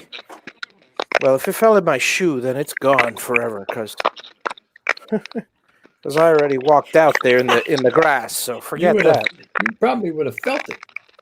Well, that's just it. I don't know. I don't want to stick the magnet in the garbage can because that's just going to get me all types of craziness. You know. I can imagine. So this is the part that sucks because it doesn't suck. Now I just go to Amazon and buy some more. That's just an excuse. So let me just excuse my elbow here as I go to Amazon. That's what I was looking for, Paul, to see if it was attached to the last screw. This is the last screw I tightened. Unless no, I can't be going crazy and it's on the prior screw. No. It would have been nice, but no. That wasn't it either. Yeah. No, because I know I'm going crazy. Absolutely nuts. Well, you know what I'm going to do? I'm going to do it the manual way with this one. Ooh. See, this is meant for a standard hex head rather than the tiny hex heads. So I'm just going to use this with my fingers and doop, tighten there, tighten there, tighten there. I mean, because this little screwdriver is fantastic, but it doesn't have that much. It's a precision one, so it doesn't have torque. Well, before I continue, let me get on Amazon and just order a dozen of these things. Before you get started, I want to ask you about this one comment. Oh, ask away. Tooth number 13. Did you see those? He made 2 comments. Oh, we have an 11-year-old here. I was going to remove him, but Oh yeah, go right ahead. Nah, I can beat you to the punch. Oh, yeah. Oh no, go ahead. You're on YouTube, right? Yeah. Yeah, go ahead and remove them on YouTube. Okay, I'll do that. I'll hit the next one as well. Well, all you got to do is just remove the user, or report him for harassment, and then YouTube will eventually get rid of his account, and he'll just get tired of making new all I do is email addresses. I delete the message on that first. I'll just block the user on this side, and it's go. There you go. No, Clyde, I didn't get a new camera. It was hang on a second. Oop, it skipped. Let's see. I rewound the video and saw that you took the screwdriver off screen when tightening overlap, and it wasn't there. Yeah, that's exactly what happened. I don't know what happened. I mean, I just unless I swung it around and it's way back. Well, I'm not even going to bother looking. It'll turn up as soon as I make the purchase to Amazon. So, yeah, 4mm Phillips bits. There we go. Let's see, 4mm Phillips bits.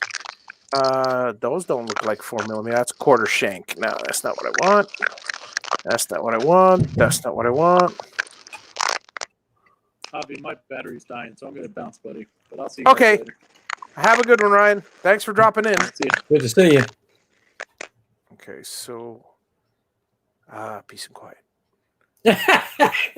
I told him I was going to, after he leaves, I was going to get my dog to start squeaking. See, that's I don't know. I mean, I love the. I'm very thankful that he came in. Right. But that squeaking on his phone, I don't know what it is with that particular phone. Every time. And Yeah. what it is if there's any type of noise at all, it's basically it's an echo. It's his own screen echoing. I'm sure that I bet you if he put headphones on it, plugged in headphones on the phone, then it would be. Let me see here. Share screen. And since I figure you guys don't want to just see an arm, so I figure let me share what I'm doing here. So I'm looking for stuff. See this I bought one of these. I bought the same exact one. It's pretty good, you know. And I have a bunch of bits, but they're Wow. all different types of bits. I want 4mm. Well, exactly what I'm searching for. 4mm Philip. Let me see 4mm bits. See if that brings up anything. Oh, look at this. No, what is this? H4 hex 532. No, that's not. All right. Microbits. Maybe they're called microbits. Okay. Philips microbits. Because I mean, come on, they sell everything on Amazon. They got to have. I mean, they got to have only the Philips bits.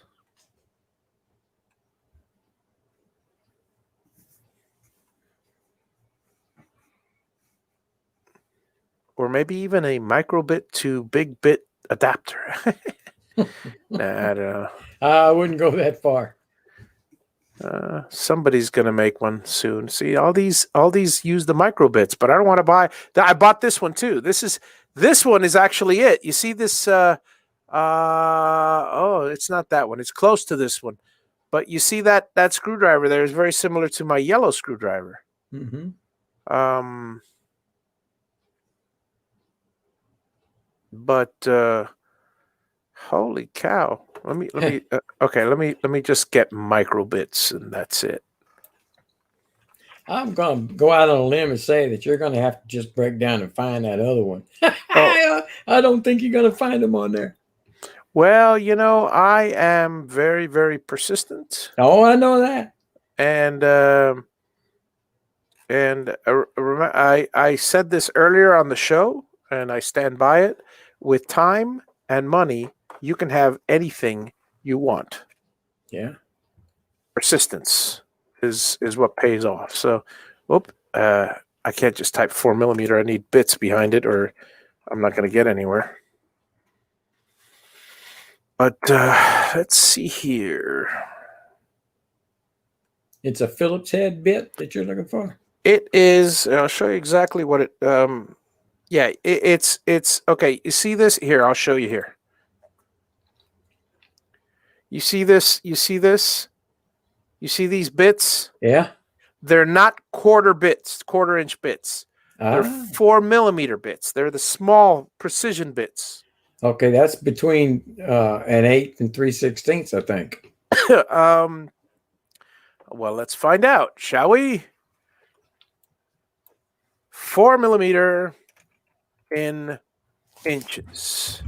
Oh, I could do that. 0.15, 0.1, 0.157. That's between an 1/8 and 3/16. Yeah.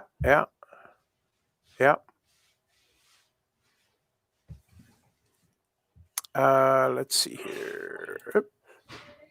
So it's those kind of bits, but I want only the Phillips. And I'm sure they have it. They have to have it. I mean, they're standard. These are the bits that are standard for all those small little jobs, and the Chinese. The Chinese use these bits, and they don't use the 1/4-inch. So, well, they use both, really. I mean, obviously, if you need a regular screw, but you know what? That's what I should do. I should do precision Phillips bits. I'm getting closer. There's a lot more of them now. This is the one I bought. This is the set that I have. And one of these bits is the bit that I lost. 45 and 1. You think they'd give you multiples of the most popular ones, huh? Yeah, exactly. See, these, I mean, these are great, this Craftsman thing, but they're not the right bits. 65 in 1. Ooh, even more. I don't care how many in one you have. Just give me a bunch of the little bits. Of course, if I end up paying, $20 for these things, then it's not worth it. But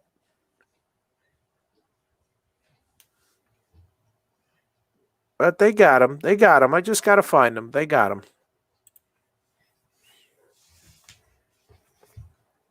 It's a 3/16 roughly. I suppose.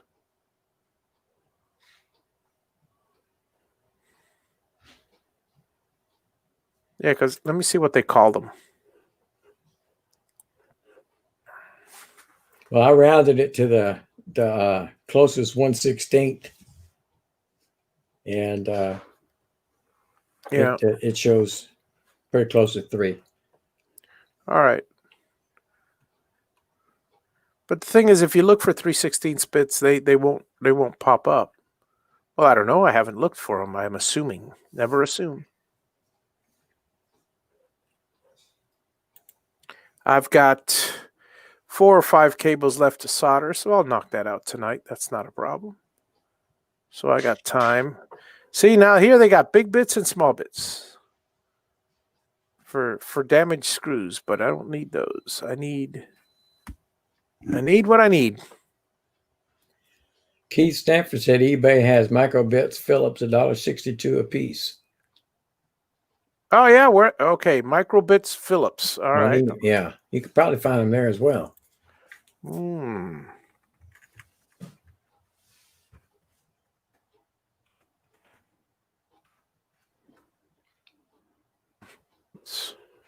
Microbits Phillips. I don't need bits. That's redundant. Okay. Hey, come on, stupid.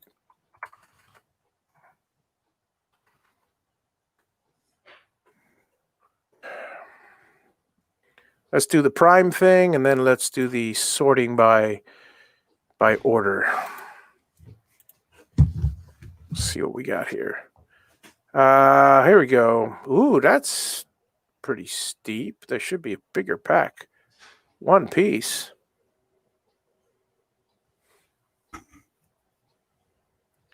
Okay, and I need number 0, not number 00.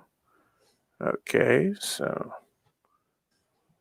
why are these so damn expensive here? $1. Yeah, I'll get them on eBay if anything.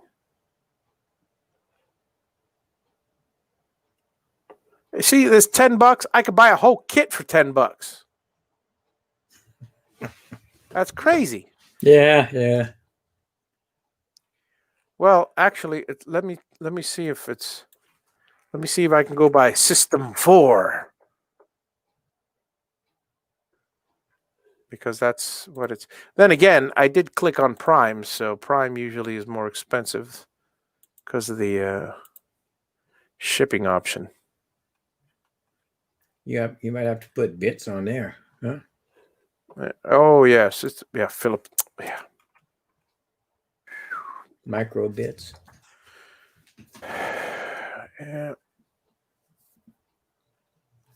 Let me go back to what I was searching for earlier, which was microbits Phillips, and let me not look for. Still, I don't need one. See, now if they had something a little bit more money and they had like a 10 or 20 pack, well, here you go. But $20.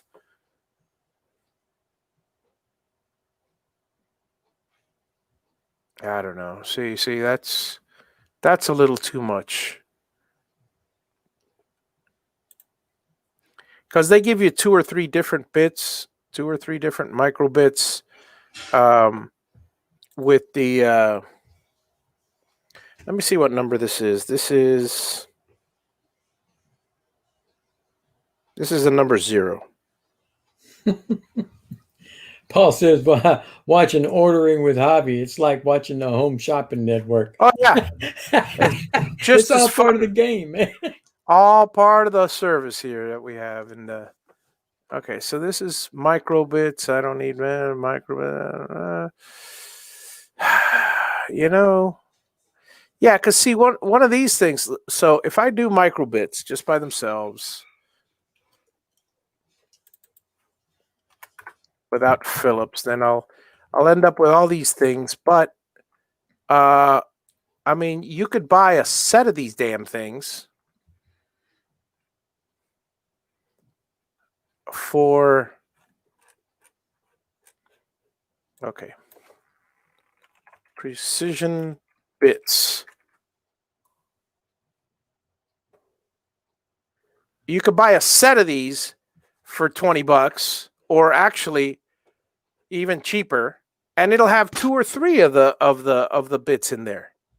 Mm-hmm. So what's the point in spending $20 for 10 bits? Now $1.62, that's a great idea. Let me go to eBay. And sometimes Amazon just doesn't do it.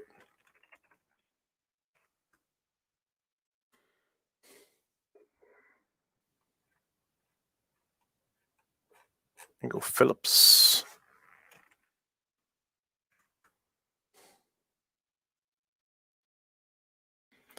Okay, something's wrong. I'm sweating bullets here. Okay, this one's $6.79. Let's try the low to high thing.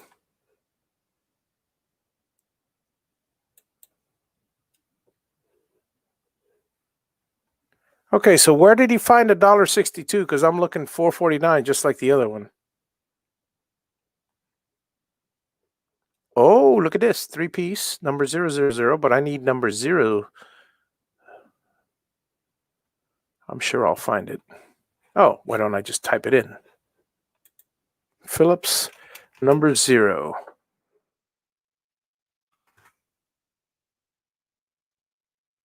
That'll give me everything.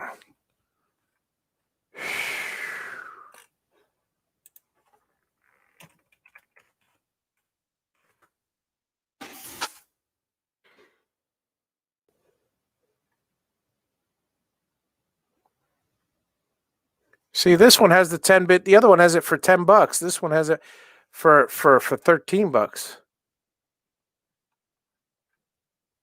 Okay. Screw you guys. I'm not spending. See, I mean, I'm not frivolous with my money. I don't. I didn't become. Oh, where am I here? Nope. Don't want to do that. Yeah, there it is. I don't want to throw away my money, so I will just continue until the bit turns up. And eventually, I hope it will. Next.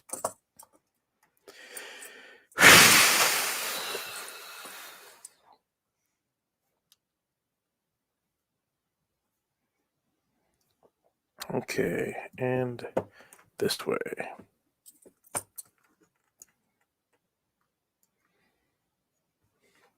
So what'd you get done on your honeydew list today?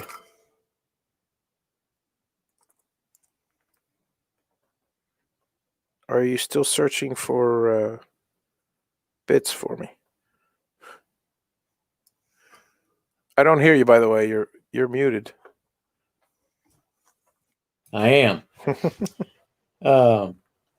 I just finished up the porch steps. Well, most of it anyway. I'll have to cut it into the existing porch, and that'll wrap that up. But I'd hate to be the one to find that bit for you, because I No, steal not your by thunder. dude, find it. You're hitting the 2-hour mark tonight. I'm just gonna finish off the 3, 6, 9, 12. I got another 12 of these, and they're going pretty quick when I'm paying attention to them, you know. So I'm just gonna knock these off. I may. Okay. I don't know. I may stop now. It depends. I mean, there's 5 people watching, so if they're bored, I'll keep them entertained. If not, I'll stop. I mean, I will still be doing this, so whether I do it on camera or not makes no difference to me. I hear you. And now that you're here, they're a little more entertained because they were all asking, "Hey, where's your buddy there?" I told who was I was telling Charles Deering the other day. I was on one of his lives, Yeah, I was And just telling people. I was just telling people you might be on a Charles Deering live, but I don't know when they are. So oh, there's no rhyme or reason. Exactly, It's when he exactly what decides I to said do one. earlier. Yeah, but he said, I told him. I said, Oh, I he's was, welcome in here anytime he wants. So but he's not a CNC guy, I know. and Yeah, but he this got is on not me. CNC. This is chatting. This is Yeah, a pure BS session. This is not the Saturday show. yeah. He comes. He tells me that calls me that damn CNC is. Yeah. And I said, yeah, I like both. I'm a scroll saw guy as well, but Yeah. no, can't hardly catch his no rhyme or reason to when he does one. Sometimes they're late at night, sometimes they're early in the afternoon.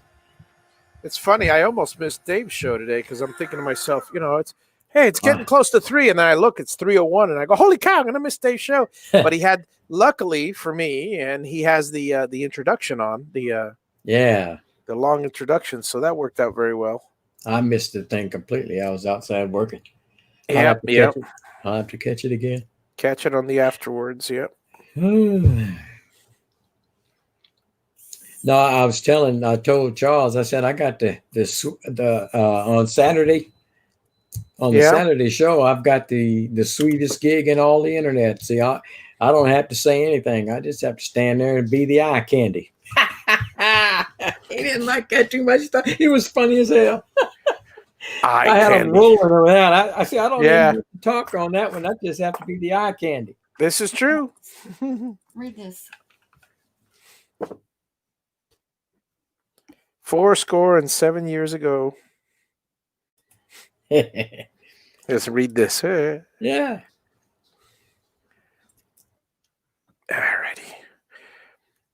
1, 2, 3, 4, 5, 6, 79, 12 left. 12 left.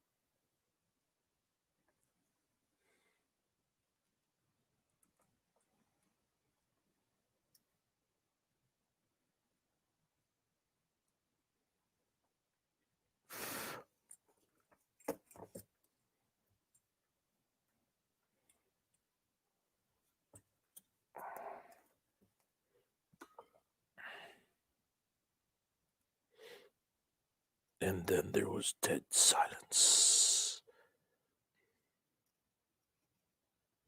as Javi concentrates and Russ reads.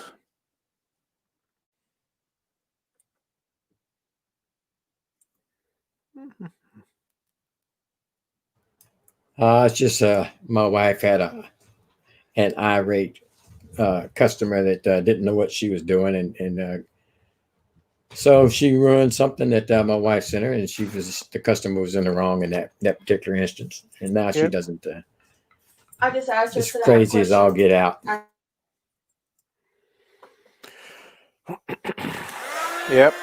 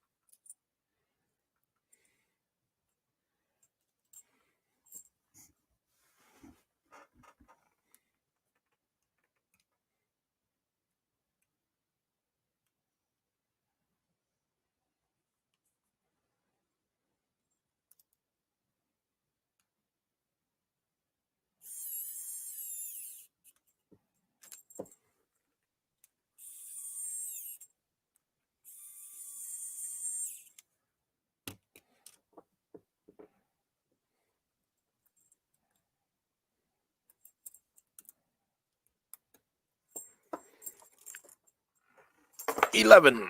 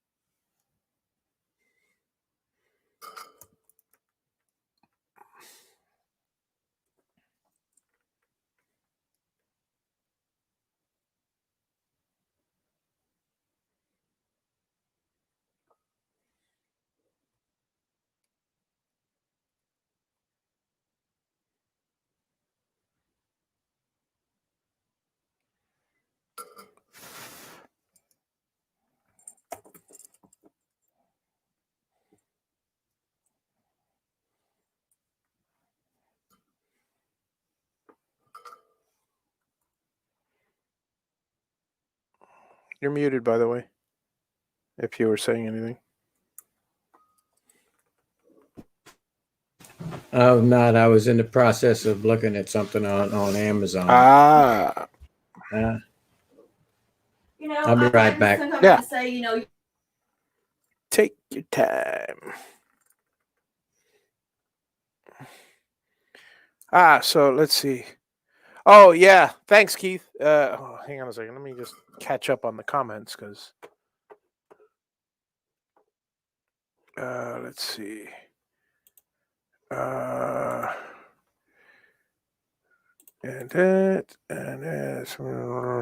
I read that one. Yeah, and then it wasn't there, and that's exactly what I saw, which was, quite annoying. Let's see. eBay microbits, Phillips. Yeah, 162, and then order.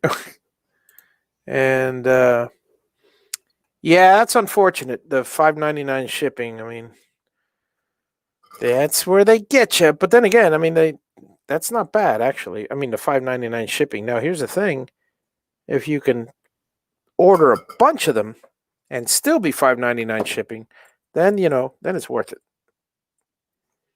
But usually they don't do that. Of course, I might try. What's this place? I want to say Banggood or AliExpress. See if they have anything, because if you order a bunch, sometimes they got a deal or so.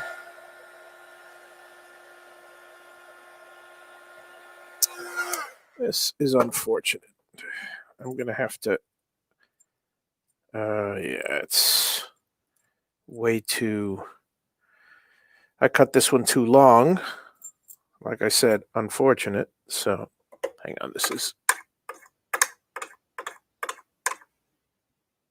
There we go. Magnetize my bit here.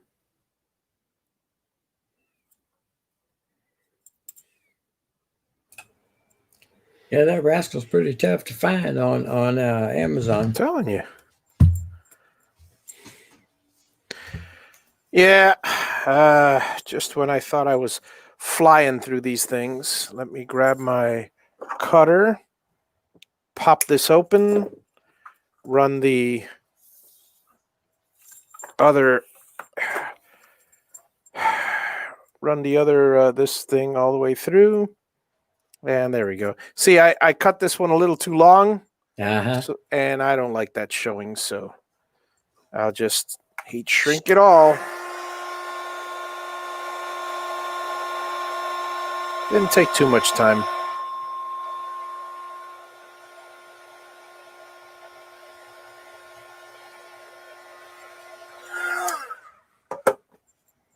Wrap it all up again. 1, 2, 3, 4, 5,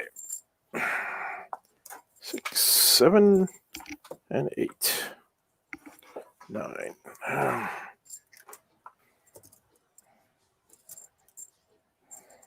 And then, of course,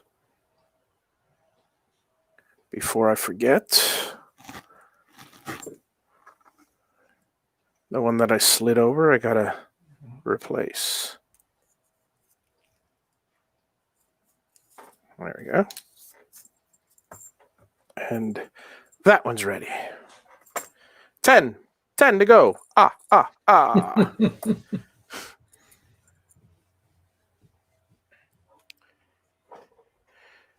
Yeah, see, Keith, I found one Amazon free shipping, $9 for a 10-pack, $10, $9.99. But I gave up because, I mean, for $10, for 10 pieces, that's $1 a piece for these things. You could buy a whole set of a 65 piece for $20. So it's really not worth it. Okay, this goes this way. It's a darn shame, too. Darn shame. But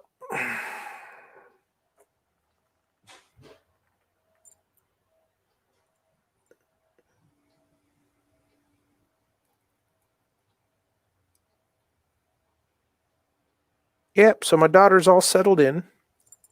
All right. And she's a little overwhelmed with everything, as most kids are. Yeah, that's a given there. Yeah. You had any kids going to college, Russ? All mine are done. But when they went, did they go away, or did they? Or No, did they go, or did it they? was local. It was local. Okay. Yeah. So they didn't have to do the dorm thing or anything. No. Yeah. Had they But wanted to, they could have, but I imagine they were. Yeah, I imagine they were also overwhelmed the first day. it's culture shock. You're not Yeah. used to that. First time you're basically, for a lot of them, that they've been on their own. Yeah. So It's not just that; it's that they're used to their high school friends, right? yeah.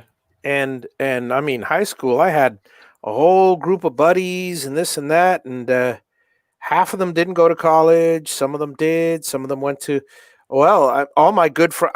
I was friends with all the brainiacs in the school. Mm-hmm. So one went to MIT, one went to Georgia Tech, another one went to Cornell. So I basically lost all my friends, all my closest friends, and it was, it was tough. Mm-hmm. We still kept in touch, and it was a whole new experience. But I don't know, maybe it's different for guys. I didn't. Then again, I want to say I don't remember. I don't feel. I don't. I didn't. It didn't affect me, but most likely, I don't remember it. Yeah. And it did affect me. Who knows? Who But knows? she'll make new friends. Oh yeah, It'll be great. It'll be great for her. I don't want to say new friends because sometimes they get scared with that, and then that means that they get rid of their old friends, which is not the case either. Mm-hmm. They make additional friends. Yeah, well, that's probably a better way of putting it. Yeah, I mean, because you don't make. Yeah, they're all new friends, but they're in addition to the old friends. It's not in place of, and sometimes they feel they got to leave the world behind, and But yeah, I guess the biggest thing is it's they're already making new friends, but I guess the biggest I don't want to say culture shock, but culture shock. The biggest change is that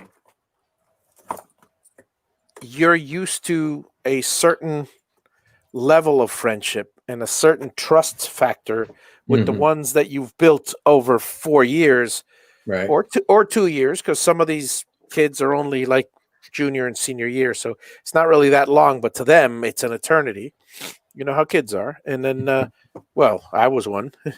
And then this is going to be a long one too. Let me cut this down before I go crazy with the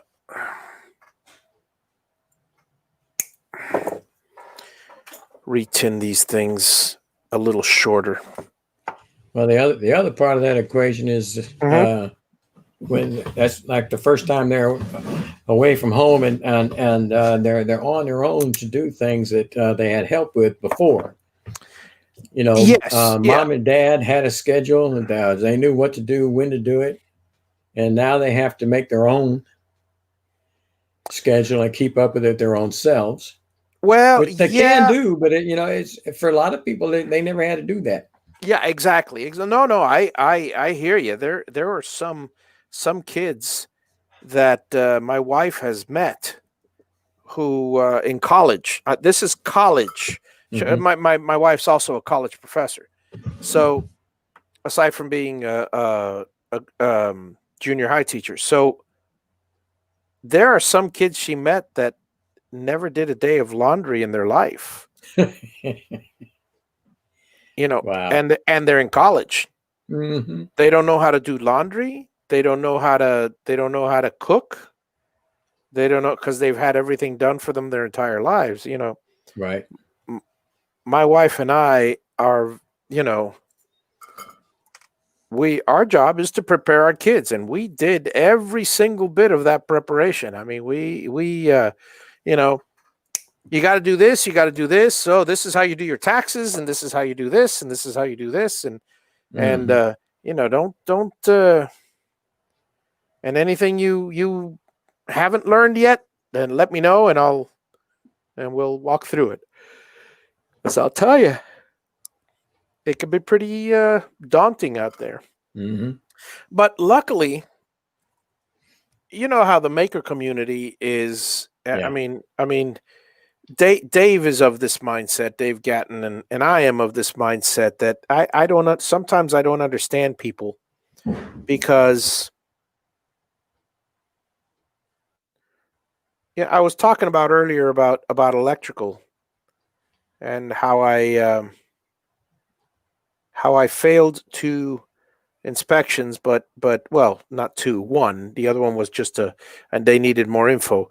I failed an inspection for a minor thing, but here's the thing: I did it on my own. I attempted it. I learned Right. from it. It's a Hmm. mistake. It gets fixed. I move on. Right. The trick is not to. The trick is to continue to be persistent. Hmm. It's not like a screwdriver bit. It's the end of the world if you don't have one. But at the same time, you know, Yeah. uh, On that same note, yeah.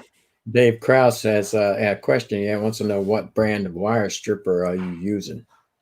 Well, oddly enough, I'm using and I like it. I like it. It's not bad.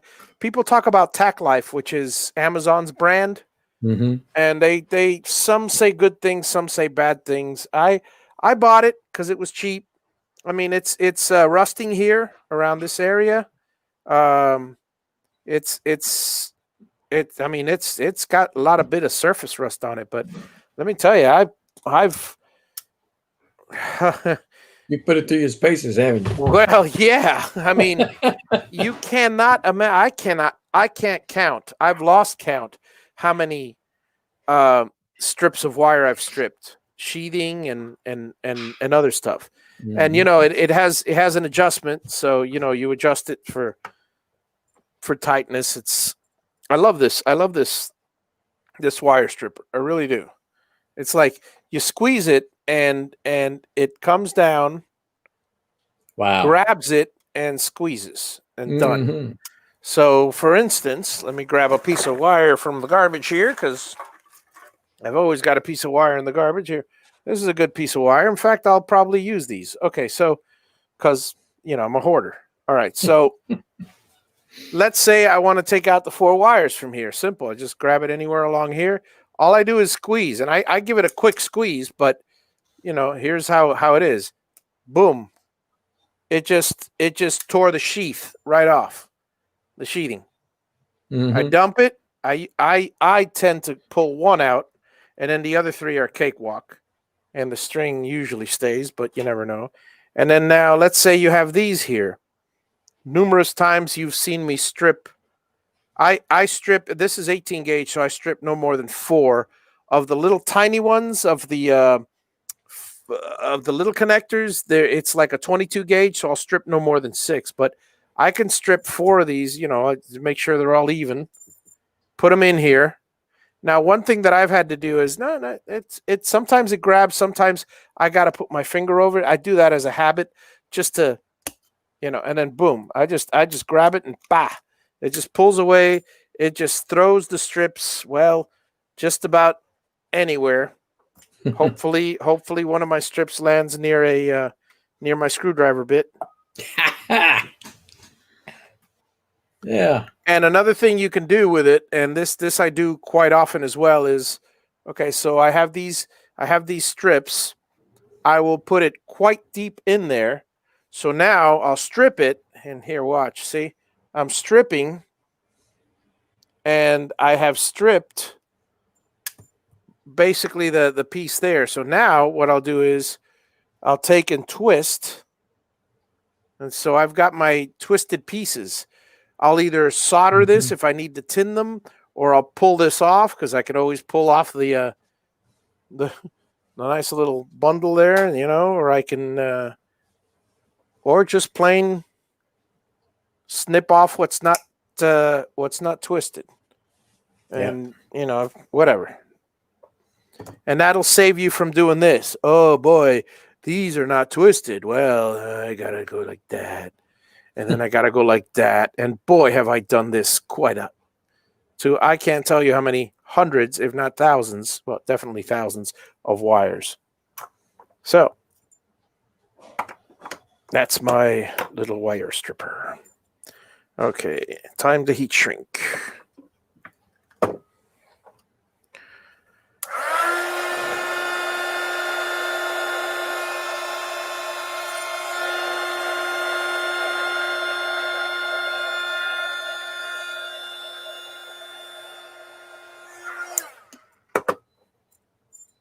Everything I got is, pretty much everything. You can pretty much guess I got it at Amazon. So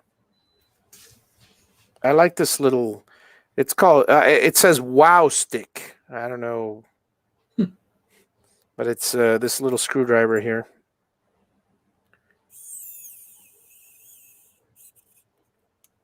But like I said, very little power. So it's just to save you the trouble of, the carpal tunnel thing. Yeah. That's pretty neat, though. That's electric. I didn't know it was.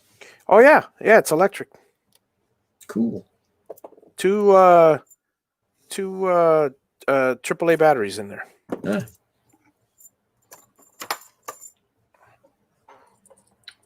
Next. And we now have 3, 6, 9 left. Alrighty. There we go. There we go. That goes in there. So that is that side.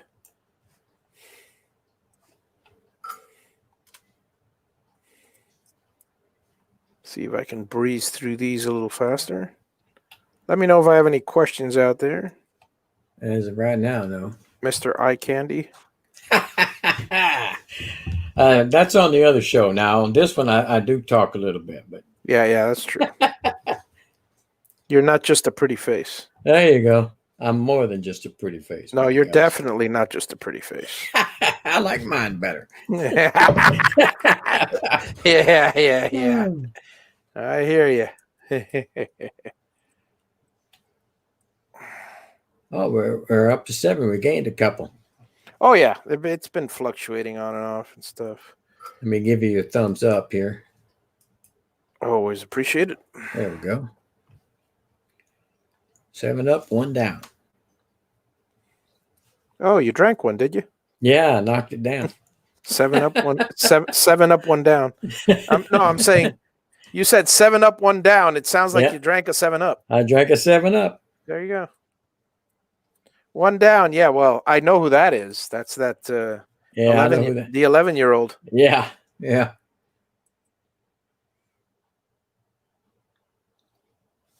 What a dumb stream. Well, in life, there are 2 types of people in the world.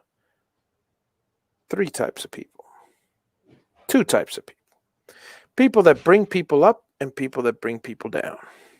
And there's never more a true thing ever said. And the people that bring people down, they, I truly, truly believe they are, they're the serial killers of the world. They are messed up mentally. They are insecure. I mean, they are the potential serial killers of the world. I mean, because they, it's all about insecurity, frankly, and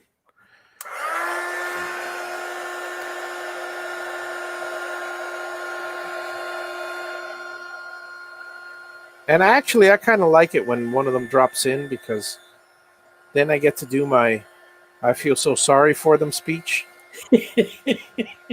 You ought to have that on a macro button. You just push the button and it spits it out. You have to keep saying it all the time. That's a good idea. Yeah, put that on a button. That's Just a hit good the idea. button. Yeah. And then next time somebody comes in like that, I'll just press a button There you go. and they'll automatically be insulted without me doing anything more than a click. Click. That's all you got to do.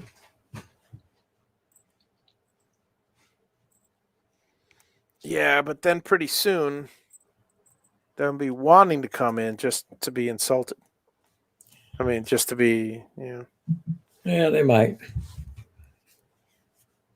But you'd always have that button. It wouldn't be any trouble to hit that button. That's true.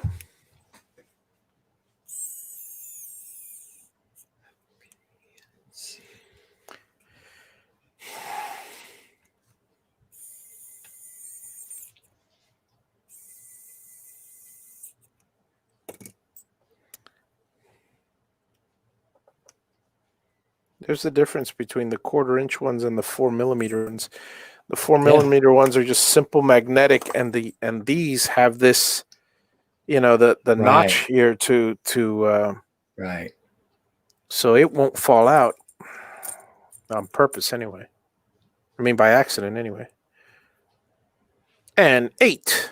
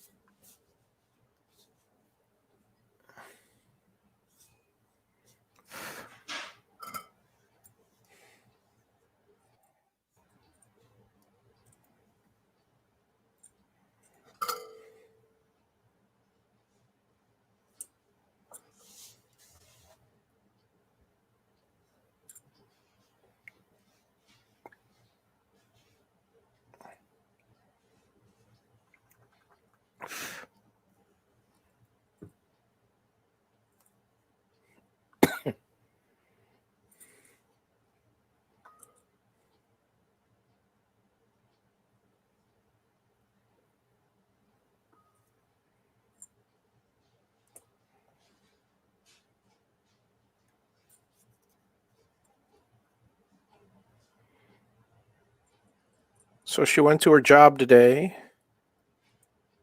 She is working in the admissions office.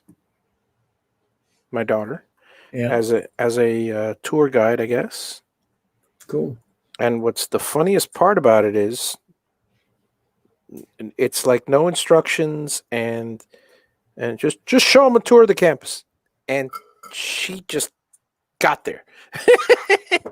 Now that's kind of freaky. How you expect to show somebody and you just got there?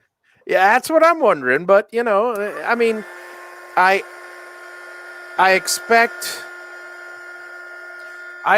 they're doing it to support the kids, work wise, and they basically it's pretty smart when you think about it. They don't have to tour around. The other kids are impressed because there's somebody from your own age group showing you, and so all in all, it puts on a much better face as long as they trust the person that they're giving the job to. They're putting on a better face for the university, and she was told give them a tour of your favorite parts. Start with your favorite parts, and then with your second favorite, and then the rest of it. And that's pretty cool when you think about it, because it's literally a personal tour. Not literally, I don't like to use that word, but it's a customized personal tour. Yeah. So Dave Krause asked me if I ever got rid of the poison ivy on my garage, and Dave, I'm gonna tell you flat out, I haven't even touched it. I can actually go inside the little shop that's out there on that pad, and some of the roots from that stuff has grown into the shop, so I've got to get to it pretty quick. He's waiting for his wife to do it. I'm waiting for her to supervise. Ah, okay. She always wants to come out and make sure if I'm doing it to her satisfaction. Well, You know, that's good. kind of funny because we were in the Big Blue store yesterday getting some more lumber, Yeah. and I told her. She said, "I'll just sit out here. It's pretty quick." And so I said, "No, you got to come in and supervise me." So we get in there and we go to looking, and she starts laughing because there's several different fellas in there, Mm-hmm. and every one of them have their wives standing there with the shopping Supervising. cart, watching them, supervising.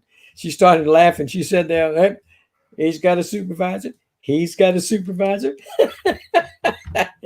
I said, "That's what y'all are here for, to supervise." That's funny. So I was doing the deck boards on there, and she didn't like how I was doing them, so she made a command decision to do them a different way. So I said I took them all back off and I'd done them the different way. That's a supervisor on the job. That's right. That's exactly right.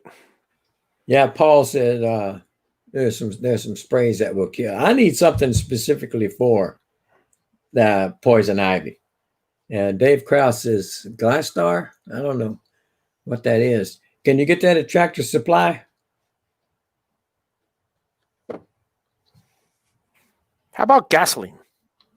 I sure would not want to use that. I'd be afraid that I have a spontaneous combustion, and then all that poison ivy stuff would get in my lungs like it did Brenda G. Oh, yeah? Brenda G was messed up. Our neighbor was burning some, and it went her direction. Wow. And it messed her up for several months. Got all over her and in her lungs and everything else. And that's what a poison. shame. Yeah, and it was pretty rugged there for her for a while. Some dangerous stuff. Yeah, I've never had an issue with it, but then again, I don't use gasoline either. Yeah. That was a bit of a joke, but right. I will put gasoline on a big ass ant pile. Yeah. In a minute, I'll do that, but other than that, no. Yeah, I like to use baits on an ant pile, for the I stuff, do that too, but I've seen that they will just get up and move to another location, and it really doesn't for me. It doesn't kill them. It says it kills the queen and it kills the mound. Well, the ones that were in the mound besides the queen, they got to go somewhere. Oh yeah, but they don't have a queen. It's true. It's kind of funny because a few years ago, I had an ant pile, and I put some small ant pile. I put some gas on it. It was right beside my driveway at another house that I lived at, and so I come back the next day and I looked at that, and the mound it shrunk down to nothing because there was nothing left. But right in front of that mound, evidently the ants that weren't there. They were out doing their thing in the yard. When they come back to the mound, I saw a pile of dead ants that were drug out and laid up nice and neat little rows right in front of the mound. Wow. And it was the other ants. That's the only thing I could think of. The other ants that came back, the worker ants that pulled all the other ones out. And created a little... created a cemetery. Yeah, created the memorial. I have never war seen memorial that. for them. I've never seen it again either. That was only the first time, only time. But I mean, it was just like they came over there and they just drug all them dead ants that they could get out there right in front of the mound where the mound was, and just laid them up all nice and neat in a row. I said, my God, I said I'll probably never see that again, and I never have. The other thing you could do is what all these makers are doing is just pour a bunch of molten aluminum down there. I've seen that. Yeah, I've seen that. That makes a heck of a thing too. Well, heck of a design. I always wanted to do that, but I'm not going to melt aluminum to do that. Yeah, exactly. And then you got to dig it all out. And yeah, I'm not going to do that. But it does look pretty cool. Yeah.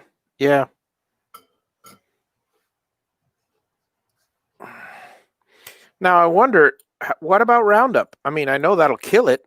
Roundup is supposedly not as good on that. Not Roundup itself, but like I use the it's not Dominion. What's it called? I use it's the heavy duty part of Roundup. It's not the light stuff. Okay, well I've got a gallon of the Roundup. I've had for a long time. I've never used it. I'm sure that would take care of everything that I see. I've got other stuff back there besides poison ivy. I just got a lot of poison ivy, and the Roundup would take care of most of the other stuff. And some people were saying they need stuff specifically that mentions poison ivy. So I don't know. I went over there to look at Tractor Supply, and there was a couple of things that I saw, but I didn't really see anything that said specifically poison ivy. So that's what I really need. I got to get all suited up. Hey, Jim Dockel just joined us. Hey, Jimbo, how's it going? We're on late tonight, so he's joining. Yeah, he came in the other night because we were on late. Yeah, I got to get all my hazmat gear on. I'm gonna have duct tape. You're gonna get your hazmat gear on just because Jim Dockrell joined us? Yeah, man. You know that wild hair he's got. It freaks me out. So. That's true. Well, there is a reason his logo is a loon. I don't know quite what that reason is, but yeah, it's that sounds like fun. Jim said he sold his house. He's doing good. Oh, congratulations. Well, congratulations, or I'm sorry if you're homeless. No, I think he said he was moving up north, going into. Oh, that's right. Yeah, that's right. He said he was moving up. Not in Canada, but close to it, huh? He lives in Canada, so up north is Canada. Yeah, I thought he was down here. No. He lives in Canada, so okay. So up north means closer to Canada. I mean, closer to the North Pole, pretty much. Yeah, I think I saw him say that the other day that he was moving north. Yeah. Four more. You went from 8 to 4 that fast? Yeah. Man, what was I doing? Talking. Running my trap. That's what it was. We were chatting. It was quite interesting. You see, I don't get to do that much. Yeah. Oh, I hope your wife's not within earshot there. No, she's not. There you go. I took a peep before I said that. Yeah.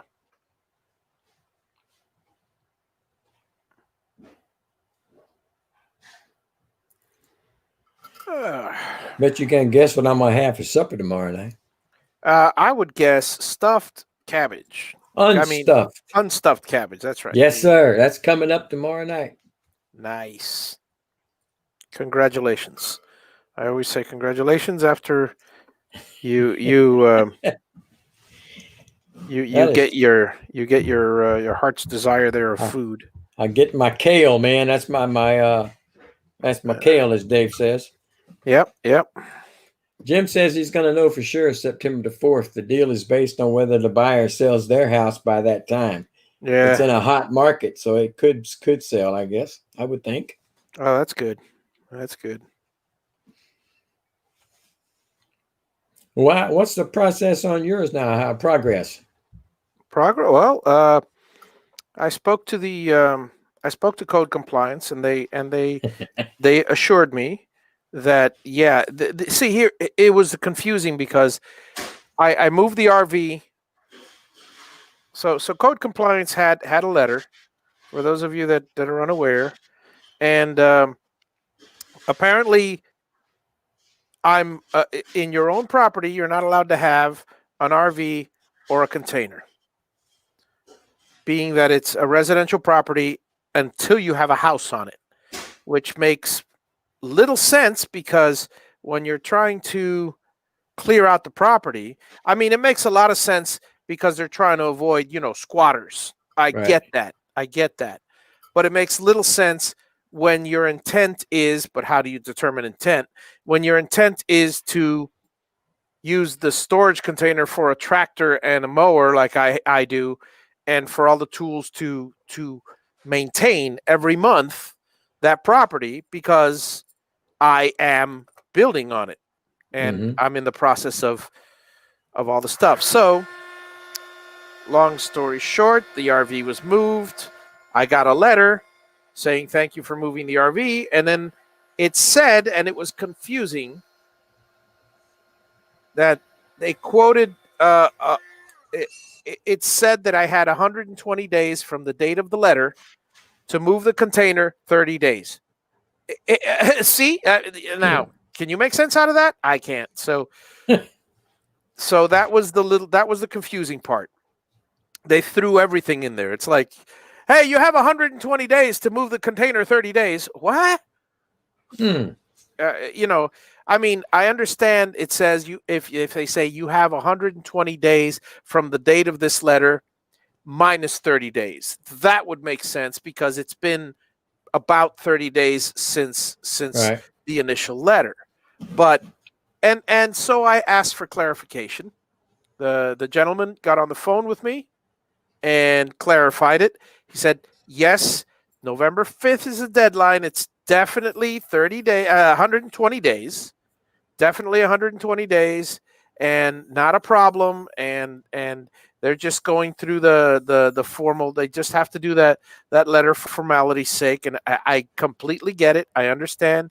I thanked them profusely, and then I thanked them, and then that's it.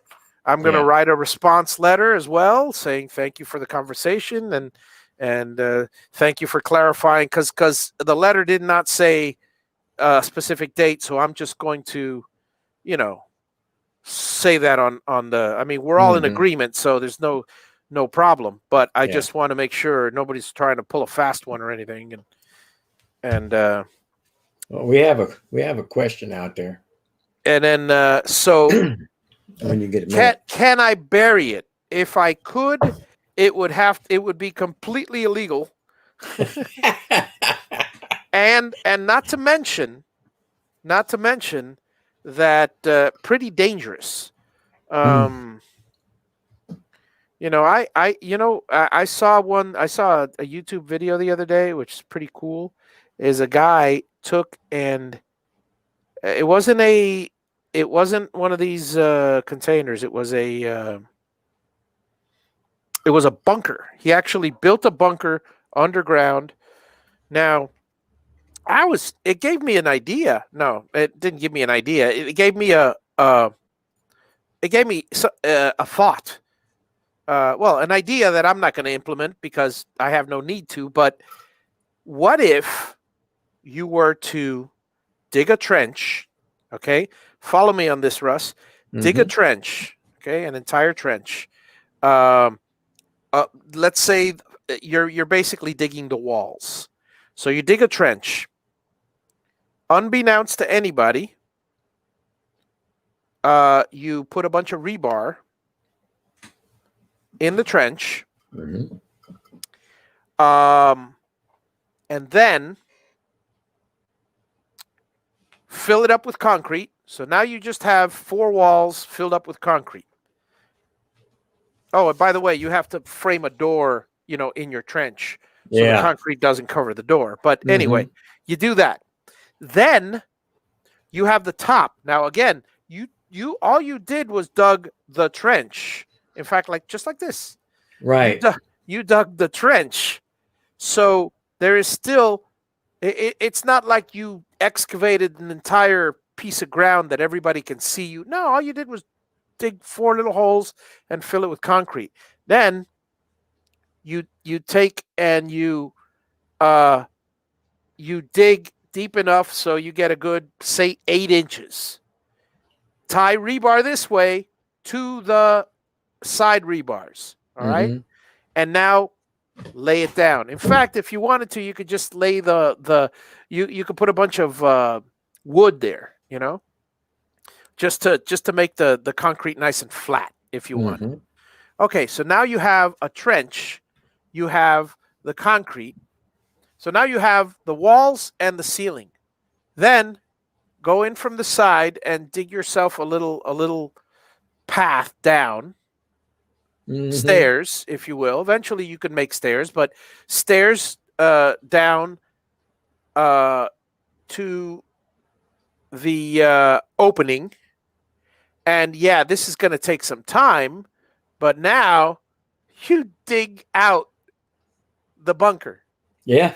All right. Now this is all done in secret. Ooh, you know, and obviously, if you have a neighbor that's paying attention or wise to you, or that in your business, then you'd never get away with this. Well, unless you put all you got to do is put a cover.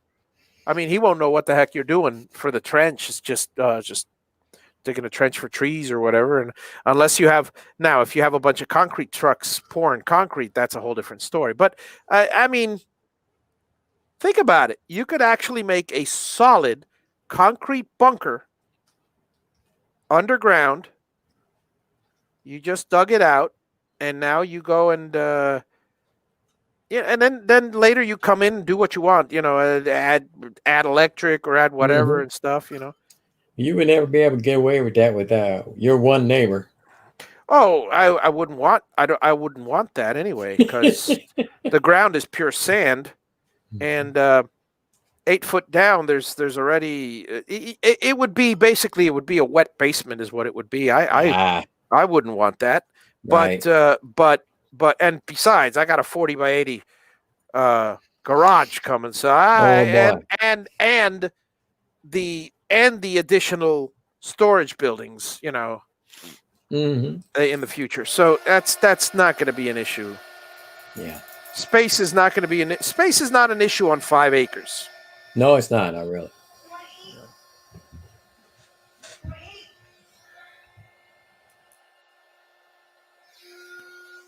And I state once again the disclaimer: it may not be him. Yeah. Well, way back up there, Stumpy Nubs had a question, but it was a funny question. Stumpy was here. Hey, Stumpy's here. Yeah. Hey, sweet. Hey, Jim. How's it going? Let's see. I have a soldering question. Why is there an L in soldering? That is a very good question. He's just going to drop the L and spell it soldering without the L. Well, That might make people hesitant if they think you can't spell it. what's that? He says, I'm just going to drop the L and spell it soldering, Yeah, SOD. yeah. Will that make people hesitant to hire me to solder stuff? Yeah. I wouldn't want to. I wouldn't want to be caught soldering. Soldering. How you doing, Jim? I've been catching your and I apologize. I don't know. Maybe you're probably, I don't know if you're the same way or not, but I apologize for not commenting on all your videos. I always watch them. I don't. Time is valuable, and these days, I watch a few friends like you religiously, Frank Howarth, Dave Gatton, but I don't comment. I'll thumbs up. I'll go that far. Mighty nice of you, brother. But yeah, I got to tell you, I miss the. Jim and I every year we used to back with the wood shows. I mean, I took a Right, yeah. I took a shine to him. He's an extremely intelligent individual, and we hit it off right away the first time I went to a show there. And every year after that, we always at least grab a lunch together, try to get together for a yearly catch up on everything, see how his dogs are doing, the shop and all that, and no, I always have a pleasant conversation with Jim. He's a great guy, and for those of you who for all 5 of you watching now, let's see, taking Jim and you out of the equation, the 3 of you that are left, if you're not subscribed to Stumpy, go over there and subscribe to him, because Yeah, it's he's pretty good. I met him. I think the same year that I met you in Atlanta. you want to talk valuable woodworking advice. Right. He's always got something to share. Yeah. And they were doing the video with all the Izzy Swan and Drew Short and April. oh, They were all there that year, and I would think that was the first year you came. Before some of them got popular and snobbish.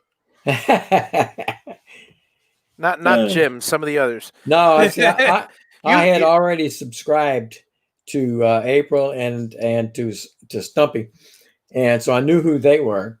Right. And Izzy wasn't hanging around there too much. He was making his rounds, but Drew Short, I didn't know who he was. Okay. You could go by and you could take pictures with them and all that kind of stuff. And I walked by a few times, but I didn't know who. And Drew kept looking at me like, "Is this guy ever going to come over here and get a picture?"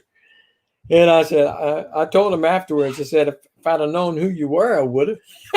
I didn't know who he was. Back in the day, that's like 4 years ago, 3-4 years ago. Maybe more. It was something like that. 3-4 years at the most, I think. Possibly, yeah. Yeah, it's oh well, I'm just so looking forward to the move. Oh, I'm looking forward to the build first. Right on. then the move. But the build, I'm so happy with I'm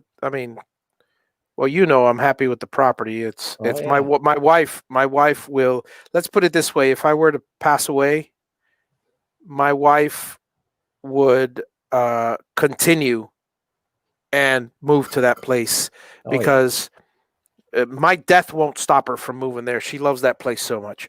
Great. Good deal. God forbid. I hear you. But yeah, this one's not straight. I'm not happy with it. So if I'm going to be making consistent, well, let's see. What am I on? I'm on number. There should be 2 left, huh?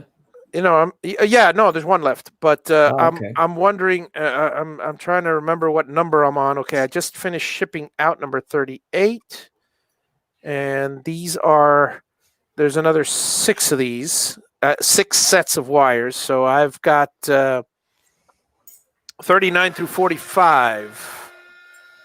Man, I've built a lot of boxes. I mean, a lot of CNC boxes. Yeah, buddy. CNC controllers. Gotta love it. Stumpy said he couldn't stay around. He just wanted to see. I appreciate you for dropping by. So thanks, Jim, if you're still there, and have a wonderful day. Yeah, again, the time thing. I don't expect them to stick around, unless you're extremely bored and going to sleep, and this thing's on the TV, and just you got a sleep timer going, and I'll fall asleep to this guy. Short of that, the Saturday shows are different, but well, Jim Dockel just said he just finished a cold one. Does he deserve another? I'd say that's a personal preference. No. I say it's a moral imperative. There you go. So that Yep. means you can pick whatever you want. The deal is you finish a cold one, you have to have another. Especially if you're watching my show. I'm Because smelling something in there. I well, gotta go get some. I'm a lot funnier drunk, so you know. Not me drunk. I'm not funny when I'm drunk. I'm funny. Well, actually, I'm very quiet and sedated when I'm drunk. I don't know. I've never been drunk, but anyway, I'm funnier neither. when other people are drunk. That's most people. And we're on the last one, as I mean and now the final one, as Karnak would say. The good old days. Yeah. Karnak.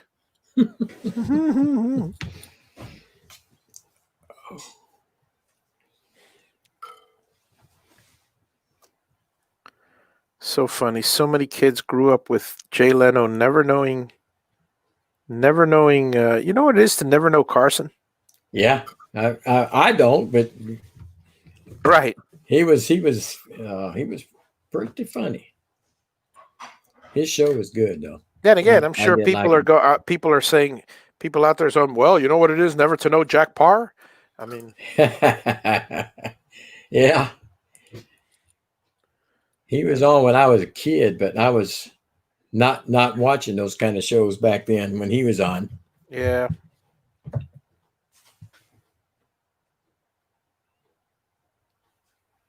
Woo. I bet that burned. No, it didn't. It was a light touch just before it even made contact. But the fact that I was aiming, I just about lightly, and as soon as I felt that feather of a touch, I go, oh, I'm pulling my hand back before I get burned.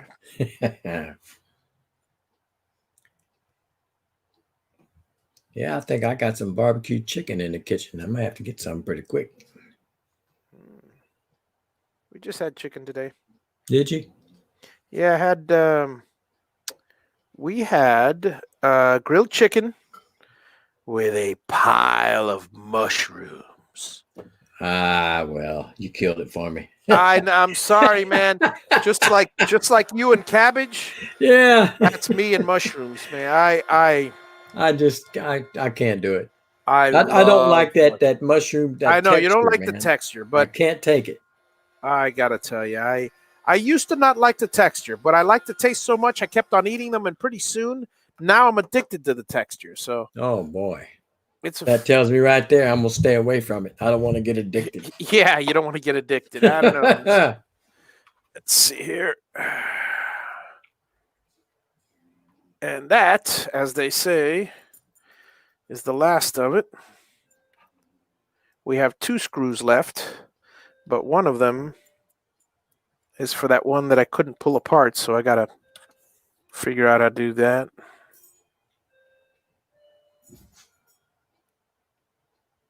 Why do you have E.T.'s Close Encounters playing in the background? Who?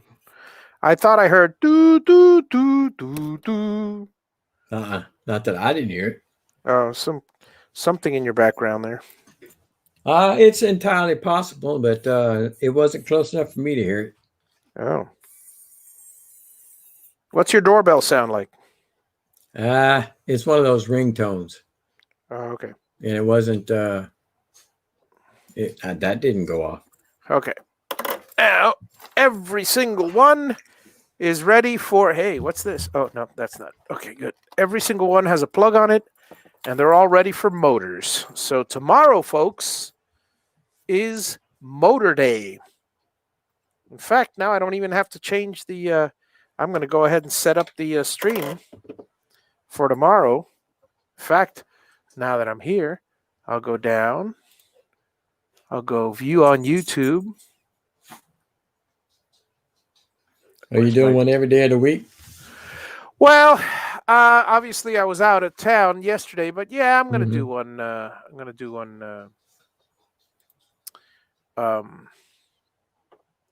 tomorrow and the day after. I'm playing catch up. I'm playing catch up, serious catch up, because I'm probably I'm trying to push it because here I'll show you right now. Let me take a look at my channel.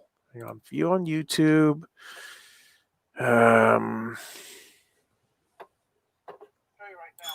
Hang on, copy and go over here. Create a broadcast. Javi's Woodshop. Chatting with Javi.